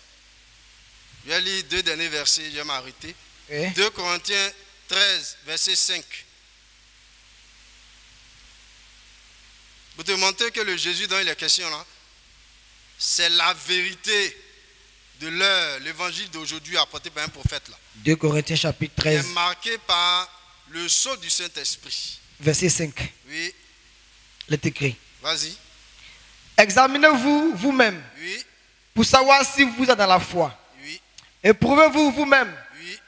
Ne reconnaissez-vous pas que Jésus-Christ est en vous? Est-ce que, Jean, tu es sûr qu'un homme peut habiter dans ton corps? C'est pas possible. Donc il est en train de dire, il dit, ne reconnaissez-vous pas que Jésus-Christ habite en vous, est en vous? C'est un esprit qui habite en nous. Mais particulièrement, ce Jésus-là, c'est la vérité de l'évangile. Je termine par ce passage de Actes 26, à partir du verset 13 jusqu'à 16. Tu vas voir le Seigneur rencontrant Paul, tu vas voir ce qu'il lui a dit. Pourquoi j'ai dit que c'est un enseignement? Vas-y. Actes chapitre 26, à partir du verset 13, il est écrit. Oui. Vers le milieu du jour, ô roi, je vis en chemin resplendir autour de moi et de mes compagnons une lumière venant du ciel et dont l'éclat surpassait celui du soleil. Nous tombâmes tous par terre et j'entendis une voix qui me disait en langue hébraïque, Saul, Saul, pourquoi me persécutes-tu? Vas-y. Il te serait dur de regimber contre les aiguillons. Vas-y. Je répondis, qui es-tu, Seigneur? Et le Seigneur me dit, je suis Jésus que tu persécutes. Ah. Est-ce que la lumière là, c'était un être humain? Non. C'est la même lumière qui était avec Moïse, comme les frères l'ont dit. Et il dit que je suis Jésus que tu persécutes. Il était où pour que lui, il le persécute? Il était dans ses croyants. Il était dans les chrétiens. Amen. Donc c'est un esprit qui habite des hommes sur la base d'une vérité. Il faut comprendre que c'est ça Jésus. Vas-y, termine jusqu'à 16. Je suis Jésus que tu persécutes. Oui. Mais lève-toi, tiens-toi sur tes pieds, car je te suis apparu pour t'établir ministre et témoin des choses que tu as vues et celles pour lesquelles je t'apparaîtrai. Vas-y. Je t'ai choisi du milieu de ce peuple et du milieu des païens vers qui je t'envoie. Vas-y. Afin que tu ouvres les yeux, tu leur ouvres les yeux pour qu'ils passent des ténèbres à la lumière. Vas-y. Et de la puissance de Satan à Dieu. Vas-y. Pour qu'ils reçoivent par la foi en moi le pardon. Arrête une minute. Au début, dans 2 Corinthiens 13, 5 là, il a parlé de foi d'abord. Avant de dire ne reconnaissez-vous pas que Jésus-Christ est en vous. Donc ici encore, il parle de foi. Oh, la foi là, ça vient par une prédication, la prédication de la vérité. Termine et puis il va déployer. Pour qu'ils reçoivent par la foi en moi le pardon des péchés et l'héritage avec les sanctifiés. Amen. Amen. Donc c'est une prédication. Je vais m'arrêter là. Tout ce qu'ils ont dit, c'est la parole de Dieu. Effectivement, quand la Bible dit que nous ne connaissons plus Christ selon la chair, aujourd'hui, ce n'est pas comme ça qu'on le connaît. C'est pourquoi nous parlons à ceux qui aiment prier Jésus de Nazareth. Parce que nous, on ne prie pas Jésus de Nazareth. Le Jésus que nous prions n'est pas de Nazareth. Il y a eu un Jésus de Nazareth. Ça, c'est le Jésus selon la chair. La Bible dit maintenant, on ne le connaît plus de cette manière. On ne le connaît plus comme ça. Donc ceux qui prient un Jésus de Nazareth, ce sont des idolâtres. Marie a accouché un Jésus de Nazareth. Mais le Jésus que nous adorons, Marie ne l'a pas accouché. Lorsqu'il est ressuscité et qu'il est sorti de la tombe, c'était plus plus le fils de Marie. C'était plus le fils de Marie parce qu'il avait pris un autre corps. Le corps que Marie avait enfanté était mort. Et il s'est transformé dans un autre corps. C'était là le Fils de Dieu. Je ne sais pas si tu comprends. Voilà. Et la Bible dit, oh, ce Jésus-là, il a eu un commencement. C'est pourquoi on l'appelle Jésus de Nazareth. Mais nous, le Jésus qu'on adore, lui, ses origines montent d'eux. Michée, chapitre 5, verset 2. Décrit. Et toi, Bethléem, Oui. Ephrata, Uh-huh. petite dans les milliers de Judas, Oui. de toi sortira pour moi. Écoute bien. Il dit, de toi sortira. Oui. Pour moi, celui qui dominera sur Israël. Oui. Et dont les issues sont dès les temps anciens. Dont les origines. Dont son origine n'est pas d'Israël. Mais il devait sortir d'Israël, mais comme un homme. C'est là on parle du fils de Marie. Il explique même. Là, il sort de là. Comme fils de Marie, il sort d'Israël. Tu vois? Mais lui-même, ses origines remontent depuis où? Dès les jours de l'éternité. Depuis l'éternité. Donc avant, c'est pourquoi il a dit à Abraham, avant que Abraham soit, je suis. Son origine n'est pas d'Israël. Donc notre Dieu n'est pas Jésus de Nazareth. Vous comprenez? Ce Jésus de Nazareth, il est mort. Il est enterré. Son histoire est terminée. Mais ce Jésus dont on parle maintenant, c'est le Jésus qui ne peut pas mourir. Qui existe depuis le temps éternel. C'est de ce Jésus que nous parlons. C'est pourquoi les apôtres, quand ils ont compris, alors ils pouvaient dire dans 1 Jean chapitre 5 verset 20, 1 Jean 5 20, il dit le Fils de Dieu, il est venu pour nous montrer qui est le véritable Dieu. 1 Jean 5 20. Oui. Le décret. Uh-huh. Nous savons aussi que le Fils est le véritable. Donc le but pour lequel il est devenu un homme, c'est pour nous montrer le véritable Dieu. Oui. Et nous sommes dans le véritable. Et nous sommes dans le véritable. À son Fils Jésus-Christ. Oui. C'est lui qui est le Donc, Dieu véritable. Celui qui est venu nous montrer le véritable Dieu, c'est lui-même qui est le Dieu véritable. Et la vie éternelle. Voilà. Or, Marie ne peut pas accoucher Dieu. Marie ne peut pas accoucher Dieu. C'est pourquoi on ne le connaît plus comme le fils de Marie. Là, il est le Dieu de Marie et de Dieu. Et c'est ça qui envoie la Trinité. Quand Dieu devient un homme, il a toutes les lois de la nature qui l'influencent. Il agit comme un homme. C'est pourquoi vous pouvez voir où il est écrit dans la Bible. Et son esprit fut troublé. Jésus fut troublé dans son esprit. Est-ce qu'on peut troubler Dieu? Mais comme un homme, il est troublé. Et si vous voulez le verset, vous pouvez le noter. Jean chapitre 13, verset 21. Il était troublé comme un homme. Jésus avait faim. Et Jésus jeûna 40 jours et 40 nuits et eut faim. Or, la Bible dit que Israël, ton Dieu, ne sommeille ni ne dort. Il n'a point faim. Donc, on le montre comme un homme. Là, c'est en tant que fils de Marie. Il pourrait avoir faim, son esprit pourrait être troublé. Il pourrait même dire, Père, est loin de moi cette coupe. Souvent même quand on veut le lapider, il veut fuir. Ça, c'est le fils de Marie. Mais le Dieu Tout-Puissant n'a peur de personne parce qu'il est le créateur de tout l'univers. C'est ce que tu dois comprendre. Voilà. Donc, on ne le connaît plus comme fils de Marie. C'est pourquoi quand nous disons, celui qui prie Jésus de Nazareth, c'est un idolâtre. C'est sur cette base-là qu'on le dit. Parce qu'on ne reconnaît plus Jésus comme Jésus de Nazareth. On doit le reconnaître comme venant des temps éternels. En éternité, Nazareth n'est pas là-bas. Voilà. Ou bien le frère Job, tu as quelque chose à dire dessus? C'est clair? Que le Seigneur te bénisse. Prochaine question. La quatrième question du frère Jean. Après le baptême d'eau, la question suivante, c'est de M. Kwasi Job. Oui. Est-ce qu'on peut perdre le salut, c'est ça? Voilà, c'est ça. Ouais, ça c'est la question intéressante. Et d'abord, Ésaïe 42, versets 6 à 7. Pour qu'il voit que le salut, là, c'est dans la Bible. Ce n'est pas une invention, ce n'est pas quelque chose que nous on prend pour nous habiller. Non. Lis ça rapidement. Ésaïe 42, 6 à 7. Dieu dit une parole claire.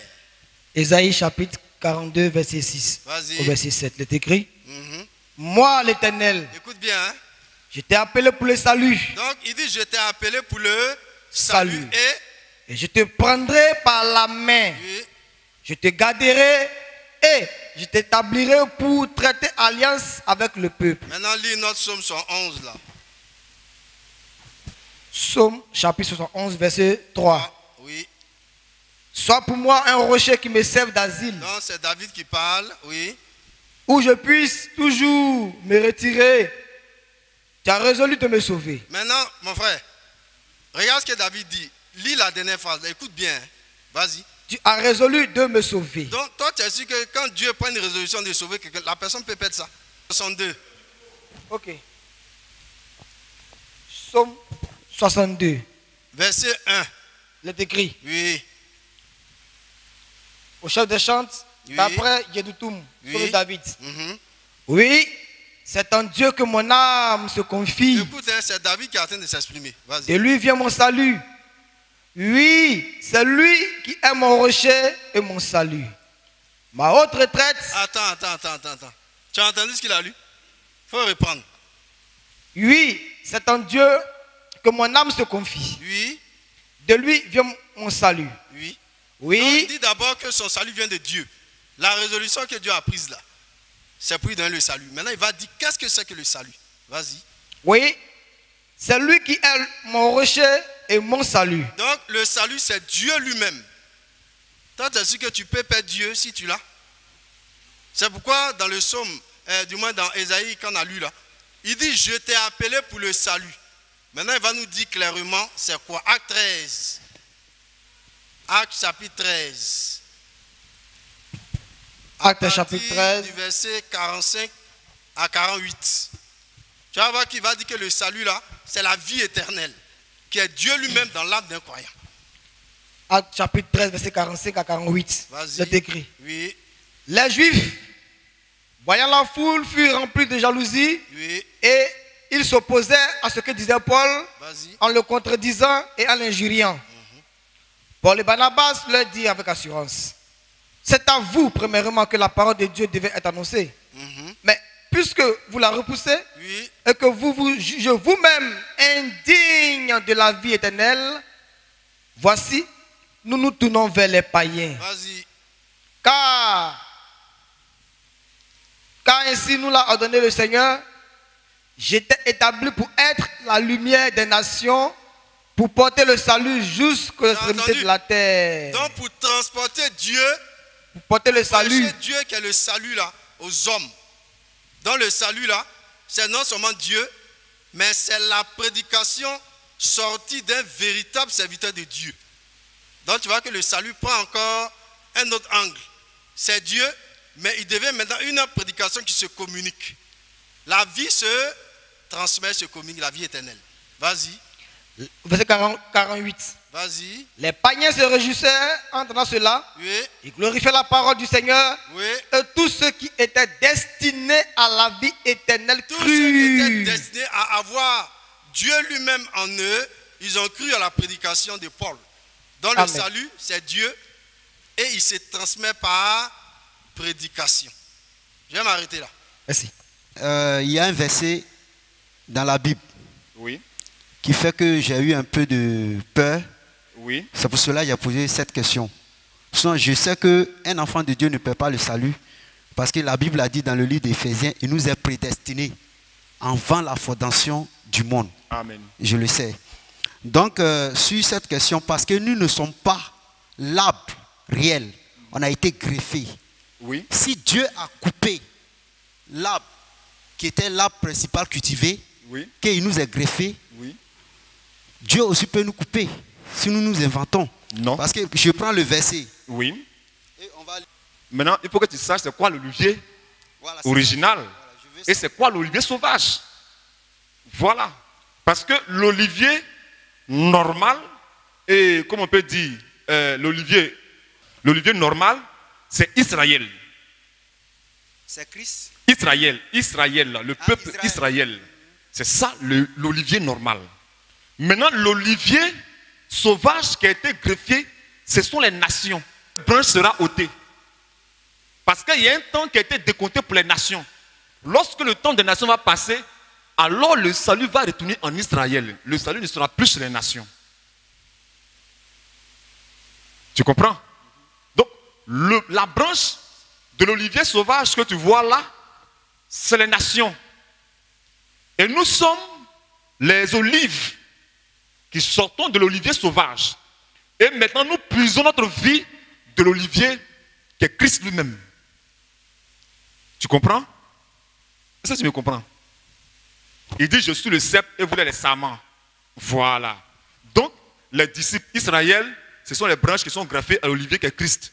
Maintenant, nous sommes la branche des nations qui a aussi été greffée à cet arbre qui est Christ. Nous puisons notre nourriture de Christ. Tu comprends? Voilà. Mais un temps viendra où le salut ne sera plus sur les nations. Mais le salut va retourner en Israël. Tu comprends? Donc ça là, ça ne parle pas de la perte de salut. Non. Ça ne parle pas de la perte du salut. J'ai voulu lire un verset, si vous me permettez, dans Jean chapitre 10, verset 1 à 5.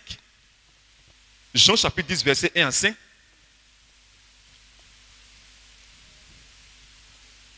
Pour montrer qu'aucun homme qui ait reçu le salut ne peut le perdre.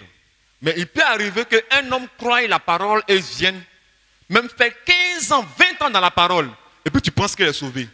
Comme Judas, qui a été avec Jésus, qui a prêché même l'évangile de Jésus-Christ, mais c'était un démon. Et on va prendre cet exemple pour dire qu'il a perdu le salut. Non, Judas n'a pas reçu le salut. Et puis d'ailleurs même, le salut n'était pas encore accompli. Avant la mort de Judas là, le salut n'était pas encore accompli. Parce que l'acte qui nous condamnait n'avait pas encore été effacé. Allons-y. Jean 10. Verset 1 à 5. Verset 1 à 5, il est écrit. En vérité, je vous le dis, celui qui n'entre pas par la porte dans la bergerie, mais qui y monte par ailleurs, est un voleur et un brigand. Oui. J'ai des brebis. Le portier lui ouvre. Les brebis entendent sa voix. Il appelle par leur nom les brebis qui lui appartiennent. Il appelle par leur nom les brebis qui lui appartiennent. Oh, il dit, je suis venu chercher mes brebis égarées. Est-ce que c'est quand il te trouve que tu deviens brebis? C'est peut-être les brebis qui te cherchent. Voilà. Il n'est pas venu chez le bouc. Or, au jugement dernier, il y aura des brebis et des boucs. Matthieu chapitre 25. Il y aura des boucs et des brebis. Mais là, ce n'est pas des boucs qu'ils cherchent. Ils cherchent des brebis qui se sont égarées. Quand on dit égaré, tu étais quelque part et tu allais et puis tu étais perdu au milieu de la route. Tu ne sais plus où tu te trouves. C'est ce qu'on appelle être égaré. Voilà. Suis. Il appelle par leur nom les brebis qui lui appartiennent. Or, quand il dit le Seigneur m'a appelé, c'est pas ce qu'on dit? Le Seigneur m'a appelé, mais ce qu'il dit ici, il dit qu'ils appellent par leur nom. Donc, or, ton nom doit être inscrit dans le livre. Tu prononcer. Et quand tu entends ton nom, tu te sens concerné et puis tu dis Amen. Tu réponds à l'appel. Voici comment le Seigneur appelle. C'est pas qu'il crie Job, c'est moi le Seigneur, je t'appelle, viens à moi. C'est pas Job.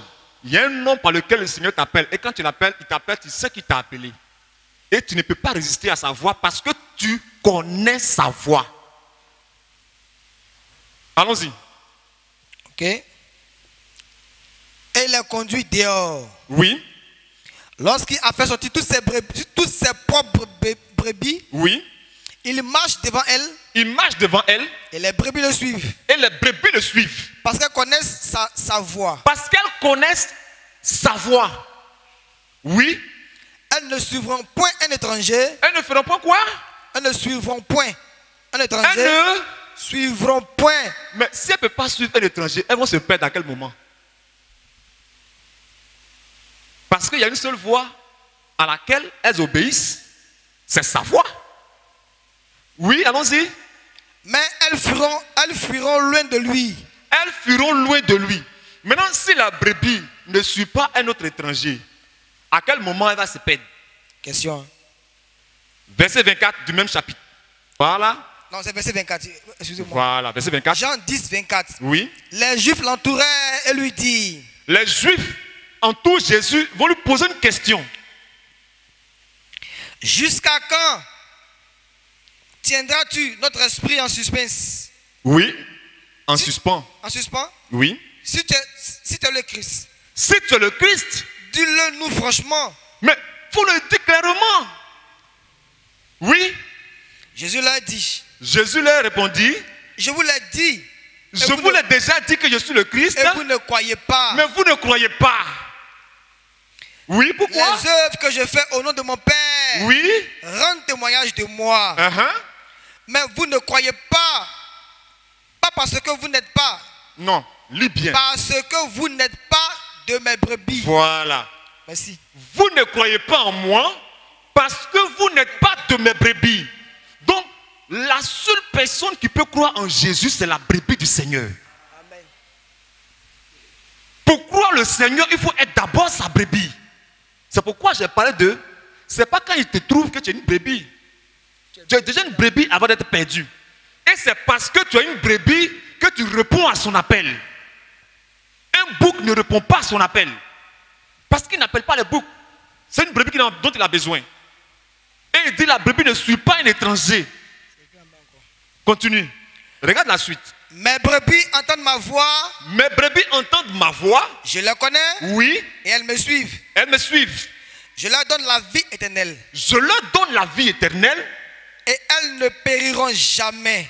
Elles ne périront jamais. Jamais, c'est jamais. Et c'est-à-dire, il a assuré ton avenir. Oui. Elles ne périront jamais. Oui. Et personne ne les ravira de ma main. Personne n'a péché dedans. Personne.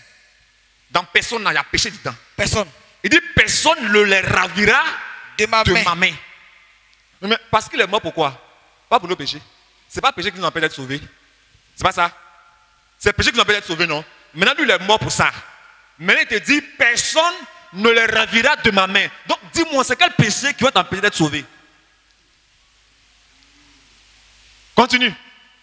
Mon Père qui me les a donné, qui m'a donné ses brebis, est plus grand que tous. Il est plus grand que tout, même le péché. Le Père est plus grand que le péché.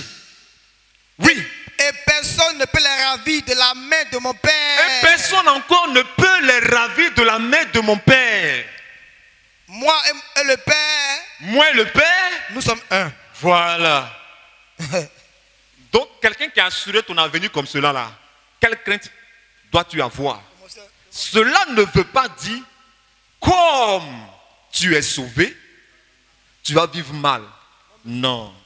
Là, j'ai réponse pour toi encore. Romains.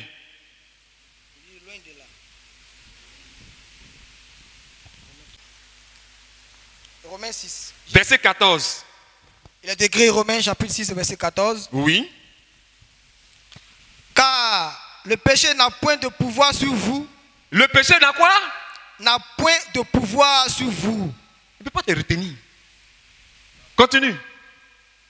Puisque vous êtes non sous la loi. Non sous la loi. Mais sous la grâce. Vous êtes sous la grâce. Vous êtes protégés. Donc le péché n'a plus de pouvoir sur vous. Verset 15, continue. Quoi donc? Quoi donc? Pécherons-nous parce que nous sommes non sous la loi, mais sous la grâce? Oui. Loin de là. Loin de là. Verset 16, continue. Ne savez-vous pas que quand vous livrant à... Non, attendez. Ne savez-vous pas quand vous livrant à quelqu'un comme esclave, pour lui obéir, vous êtes esclave de celui à qui vous obéissez, soit du péché, de l'obéissance qui conduit à la justice, mais grâce soit rendue à Dieu de ce que, après avoir été esclave du péché, vous avez obéi de cœur à la règle de doctrine dans laquelle vous avez été instruit. Donc quand on est sauvé du péché, on ne peut plus vivre dans le péché. Ce de quoi le Seigneur nous sauve, c'est du péché qui nous sauve. Mais comment toi tu dis que tu as été sauvé du péché, tu vis dans le péché et puis tu dis que tu es sauvé? Si tu vis dans le péché, c'est que tu n'es pas sauvé. Parce que celui qui vit dans le péché, celui plutôt qui est sauvé ne vit pas dans le péché. Puisque le péché n'a plus pouvoir sur lui. Autrefois, on était esclaves du péché. Mais le Seigneur nous a affranchis de cet esclavage-là. Donc maintenant, nous sommes des hommes libres pour vivre la justice. Maintenant, comment toi tu dis que tu es libre pour vivre la justice, tu vis dans le péché? C'est que tu es encore esclave du péché. Ce qui veut dire que tu n'es pas encore libre du péché. Donc tu n'es pas encore sauvé. C'est bon? Oui? Des questions qui ressuscitent l'autre question. Oui. Ok. Tout à l'heure, je suis d'accord pour ce que tu as dit. Je voulais savoir seulement, parce que moi-même je sais qu'un enfant de Dieu ne peut pas le salut. Oui. Je sais. Mais comme je vais lire, j'ai vu ça, parce qu'apôtre Paul a dit ne t'invente pas. Donc c'est ce qui a fait que j'ai dit, bon, je vais poser cette question pour voir. C'est normal. Ok, comme tu m'as vraiment montré, ok. Mais il y a encore un verset dans la Bible. 1 Jean, chapitre 3. Oui. Quand tu prends jusqu'en... Il te dit, un enfant de Dieu ne pêche pas. Oui. Parce que la sémence de Dieu habite en lui. 1 Jean 3, verset 9 à 10. Ok. Quand tu prends 1 Jean chapitre 5 à partir du verset 17, il te dit toute iniquité est un péché. Oui. Mais ce péché ne mène pas à la mort. Oui.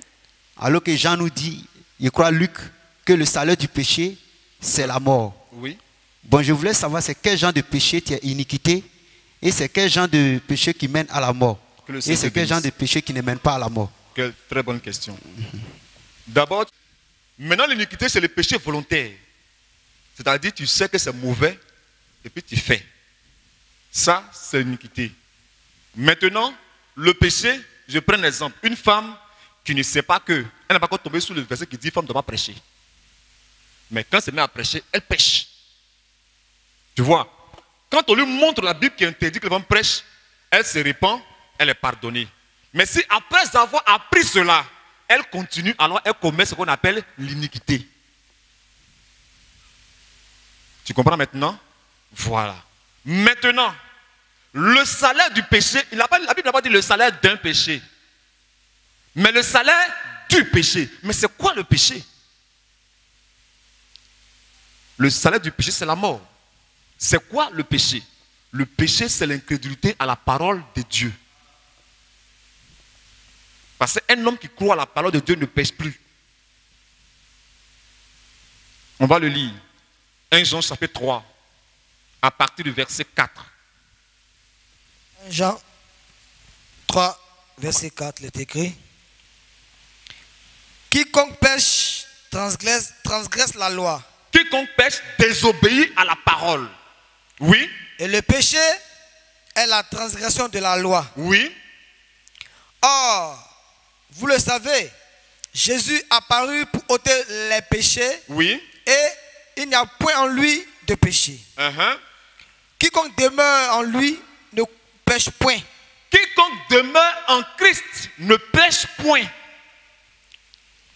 Quiconque pêche ne l'a pas vu. Ne l'a pas vu. Et ne l'a pas connu. Et ne l'a pas connu. Ce qui veut dire que celui qui pêche, c'est celui qui n'a pas encore rencontré le Seigneur. Mais celui qui a rencontré le Seigneur, la Bible dit qu'il ne pêche point. Tu comprends? Voilà. Maintenant, il y a un autre verset dans 1 Jean où la Bible dit, si vous dites qu'il n'y a point de péché en vous, vous faites un menteur. Et la vérité n'est point en vous. C'est pas ça? Oui. Et le verset qui règle cette question, surtout dans Galates chapitre 5, verset 16. Voilà, oui. Il est écrit. Je dis donc, marchez selon l'esprit, et vous n'accomplirez pas les désirs de la chair. Oui. Car la chair a des désirs contraires à ceux de l'esprit. Donc, ceux qui sont sauvés, c'est à eux qu'il est en train de parler. Lorsque tu reçois le Saint-Esprit, ce n'est pas dans ta chair qu'il habite. Il habite dans ton âme. Alors, c'est l'âme qui va en jugement, ce n'est pas le corps. Hein. La Bible dit que le corps retourne à la poussière.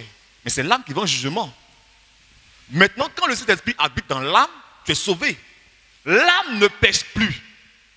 L'âme pêche par incrédulité. Aussi longtemps que l'âme n'a pas accepté la parole, tu es un pécheur. Mais quand l'âme a accepté la parole et que le Saint-Esprit est entré dans l'âme, tu n'es plus un pécheur. Tu es un saint. Maintenant, le corps qui est vendu au péché a des désirs contraires à ceux de ton âme. C'est ce qu'il est en train de dire. Lis. Car la chair a des désirs contraires à ceux de l'esprit. La chair a des désirs contraires à ceux de l'esprit. Et l'esprit en a de contraires à ceux de la chair. Oui. Ils sont opposés entre eux. Oui. Voici le combat. Donc le combat que le chrétien mène, ce n'est pas, je te lis Satan. Le combat que le chrétien mène, c'est contre lui-même. Voici le vrai combat. Le combat que nous menons, c'est contre nous-mêmes. Ton moi opposé à la parole. Tu dois prendre une position entre la parole et ton moi. Voici le combat que le chrétien mène. Lis. Ils sont opposés entre eux. Oui. Afin que vous ne fassiez point ce que vous voudriez. Donc ce que tu veux faire, tu ne peux pas faire. Parce que tu vois une petite entrée passer, la chair te dit, regarde sa morphologie. Elle est belle. Tu vois pas, ce n'est pas ton goût. Tu regardes. Et en même temps, l'esprit te dit là-bas, tu ne convoiteras point la femme de ton prochain. Donc il y a un combat en toi. Tu dois prendre une position. Voici le combat. C'est en cela que Jean dit, si vous dites qu'il n'y a point de péché en vous, parce que le péché est encore dans la chair. Voilà. Mais le Fils de Dieu ne pêche point, c'est ton âme que le Fils de Dieu. Parce que la Bible dit que la chair et le sang n'hériteront point le royaume des cieux. Le Fils de Dieu, ce n'est pas la chair. Le Fils de Dieu, c'est l'âme. C'est ça le Fils de Dieu. Lui ne pêche pas. Il ne paie pas le salut. Mais la chair, elle est réservée à la mort. C'est pourquoi le Seigneur a promis transformer notre corps afin que le péché ne soit plus attaché à nous. C'est ce grand jour qu'on attend. C'est pourquoi nous luttons et nous demeurons dans la parole. C'est pourquoi nous jeûnons et nous prions. Afin de pouvoir tenir la chair assujettie, comme Paul a dit. Je traite durement mon corps. Et je la tiens assujettie de peur qu'après avoir prêché aux autres, moi-même je ne sois rejeté. Parce que la chair peut t'empêcher d'aller à l'enlèvement. Mais la chair ne peut pas t'empêcher d'être sauvé. Paul était sauvé. Parce que ce rejeté-là, ce n'est pas un rejet du salut. C'est un rejet concernant l'enlèvement. Voilà. C'est pourquoi la Bible a parlé de vierge folle et vierge sage. Elles toutes courent pour l'enlèvement.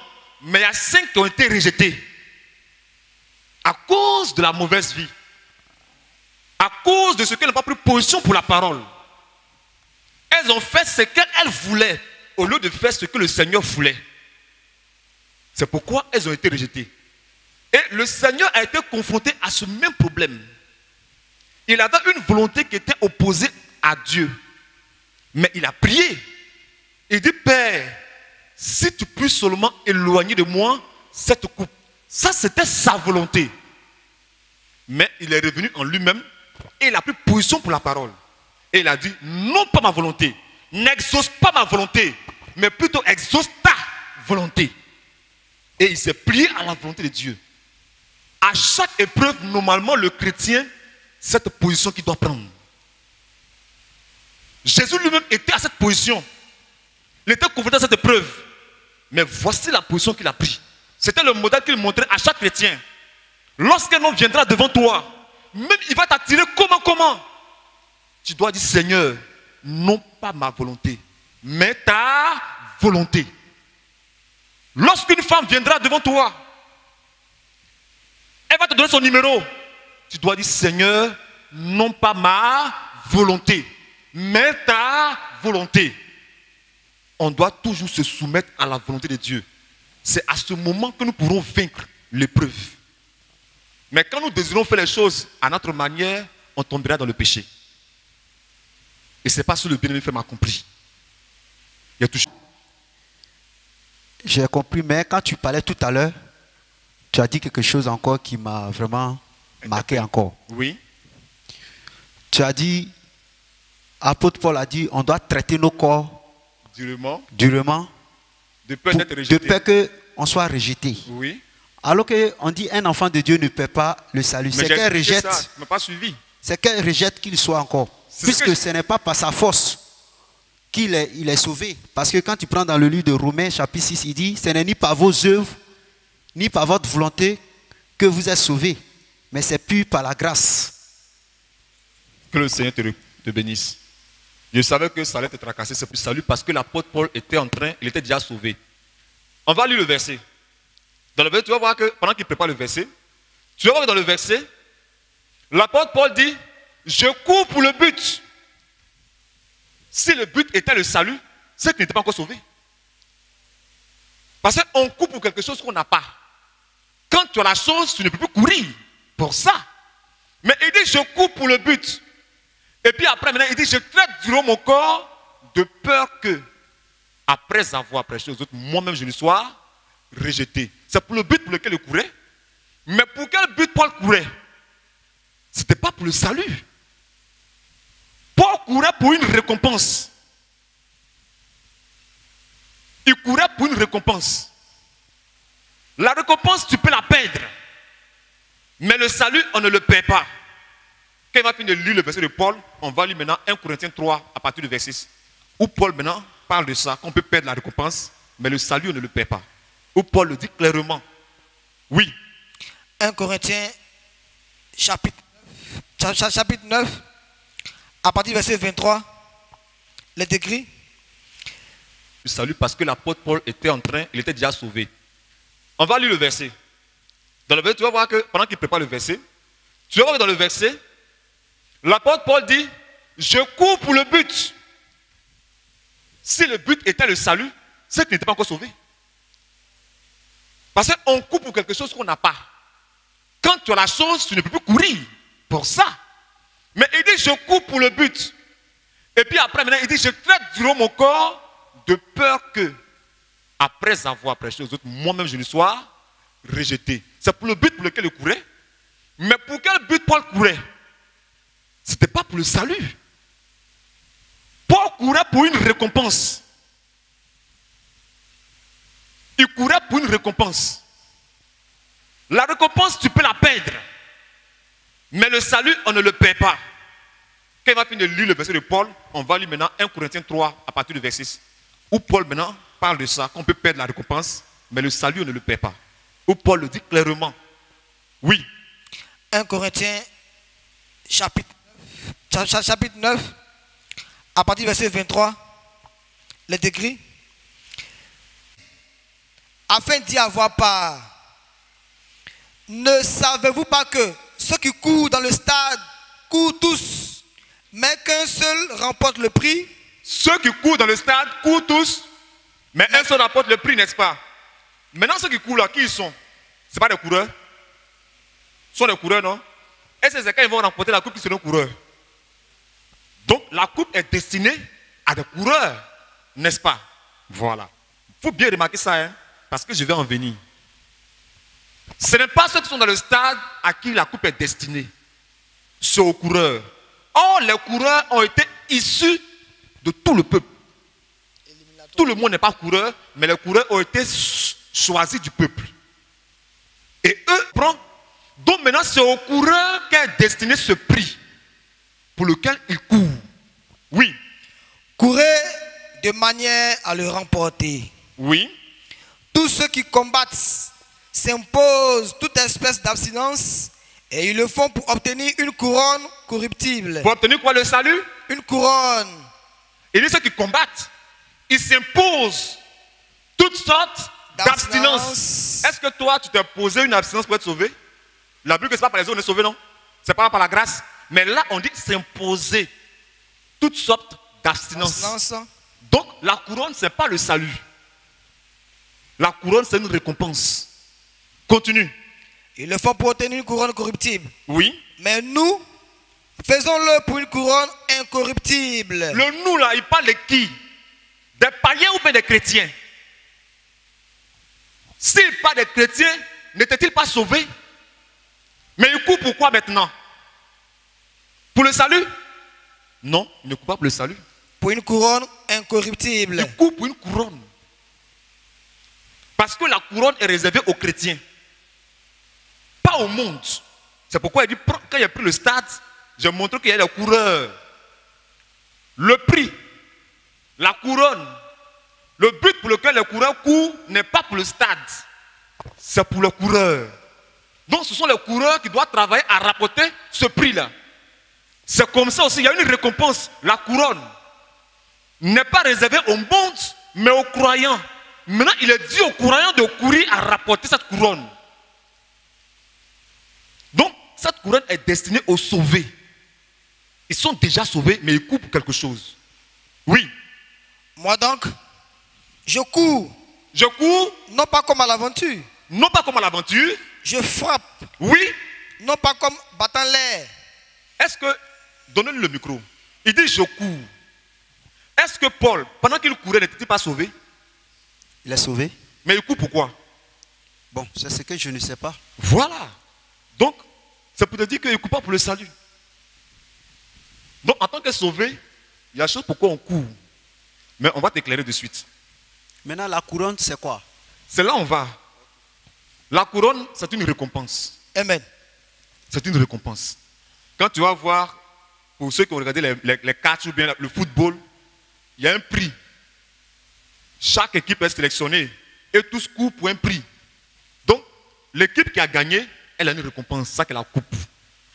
Pour nous, c'est une couronne. La couronne, c'est une récompense. Et la couronne, dans son type, c'est une autorité. C'est un pouvoir.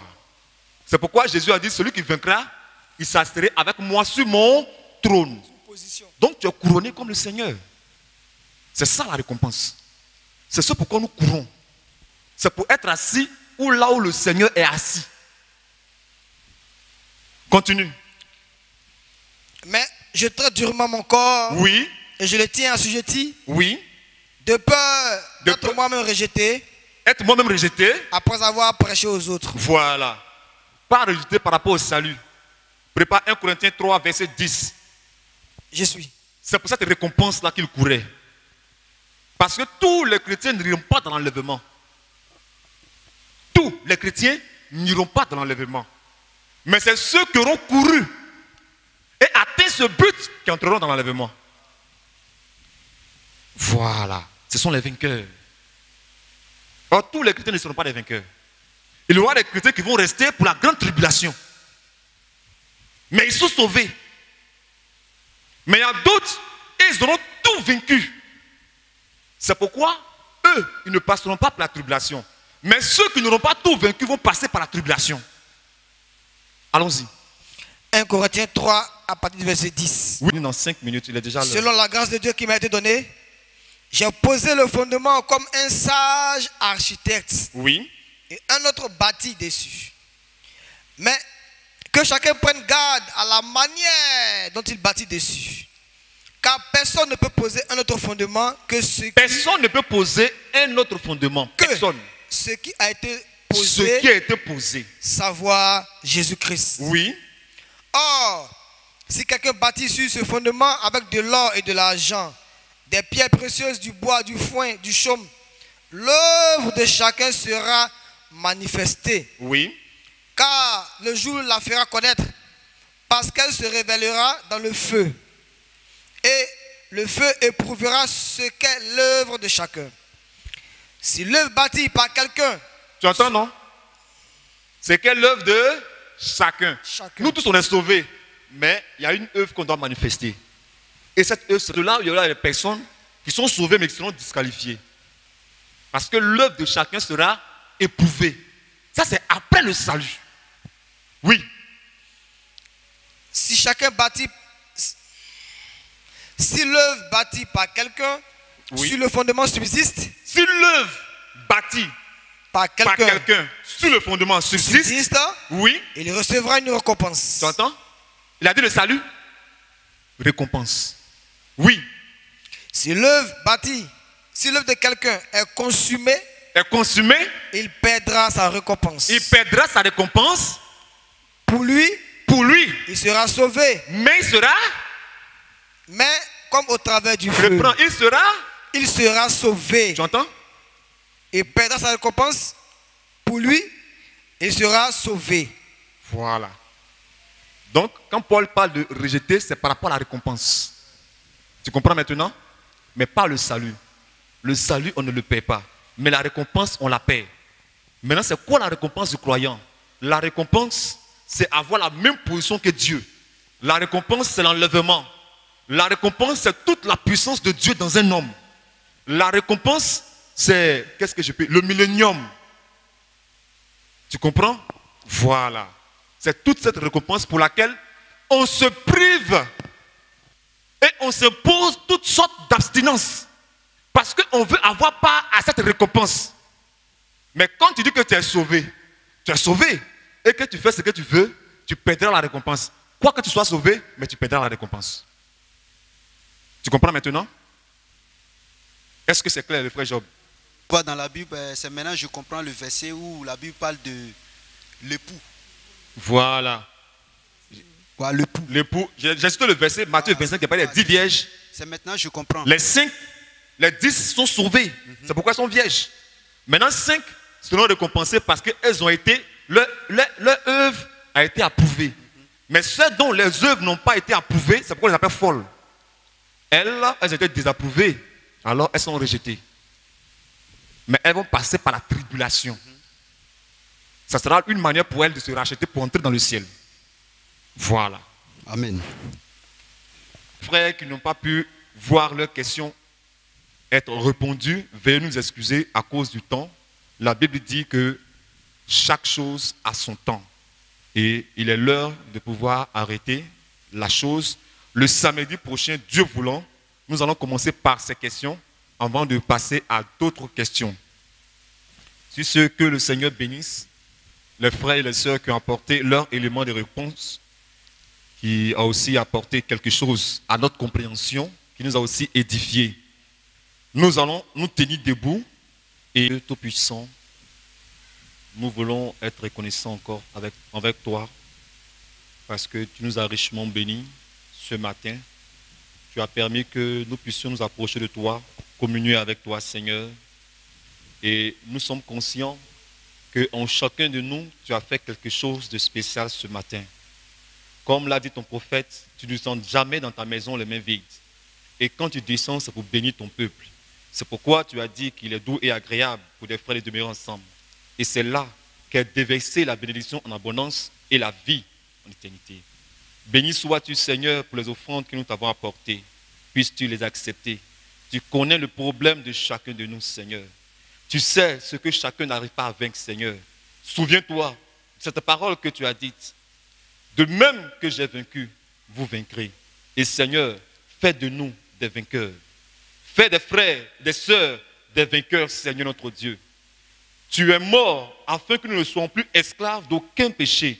Seigneur, ce qui nous influence, viens encore et délivre-nous totalement afin que nous soyons libres de te servir correctement de la manière dont tu le demandes. Car tu as dit, c'est là le véritable adorateur que le Père recherche. Convertis nos cœurs, baptise-nous du Saint-Esprit, non pas d'une onction, mais scelle-nous du sceau. C'est de ça que nous avons besoin. De la même manière que, ô Seigneur, Satan est en train de sceller ses croyants de son sceau, nous avons aussi besoin d'être scellés de ton sceau, car c'est à toi que nous voulons appartenir. Bénis le culte de demain, bénis le prédicateur que tu choisiras pour nous parler. Dispose notre cœur pour recevoir, Seigneur, la prédication.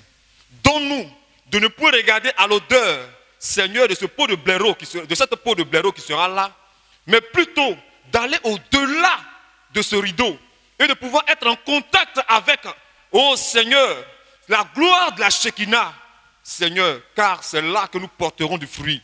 Nous nous souvenons que cet arbre, plutôt la verge d'Aaron, qui était ce bois sec, était en contact avec cette gloire et elle a fleuri, elle a porté du fruit. Nous aussi, comme cette verge, nous voulons nous approcher de toi, Seigneur, parce que nous voulons porter les fruits qui sont en toi. Bénis-nous et bénis encore le reste du temps que nous te consacrons. C'est au nom du Seigneur Jésus-Christ que nous t'avons prié. Amen.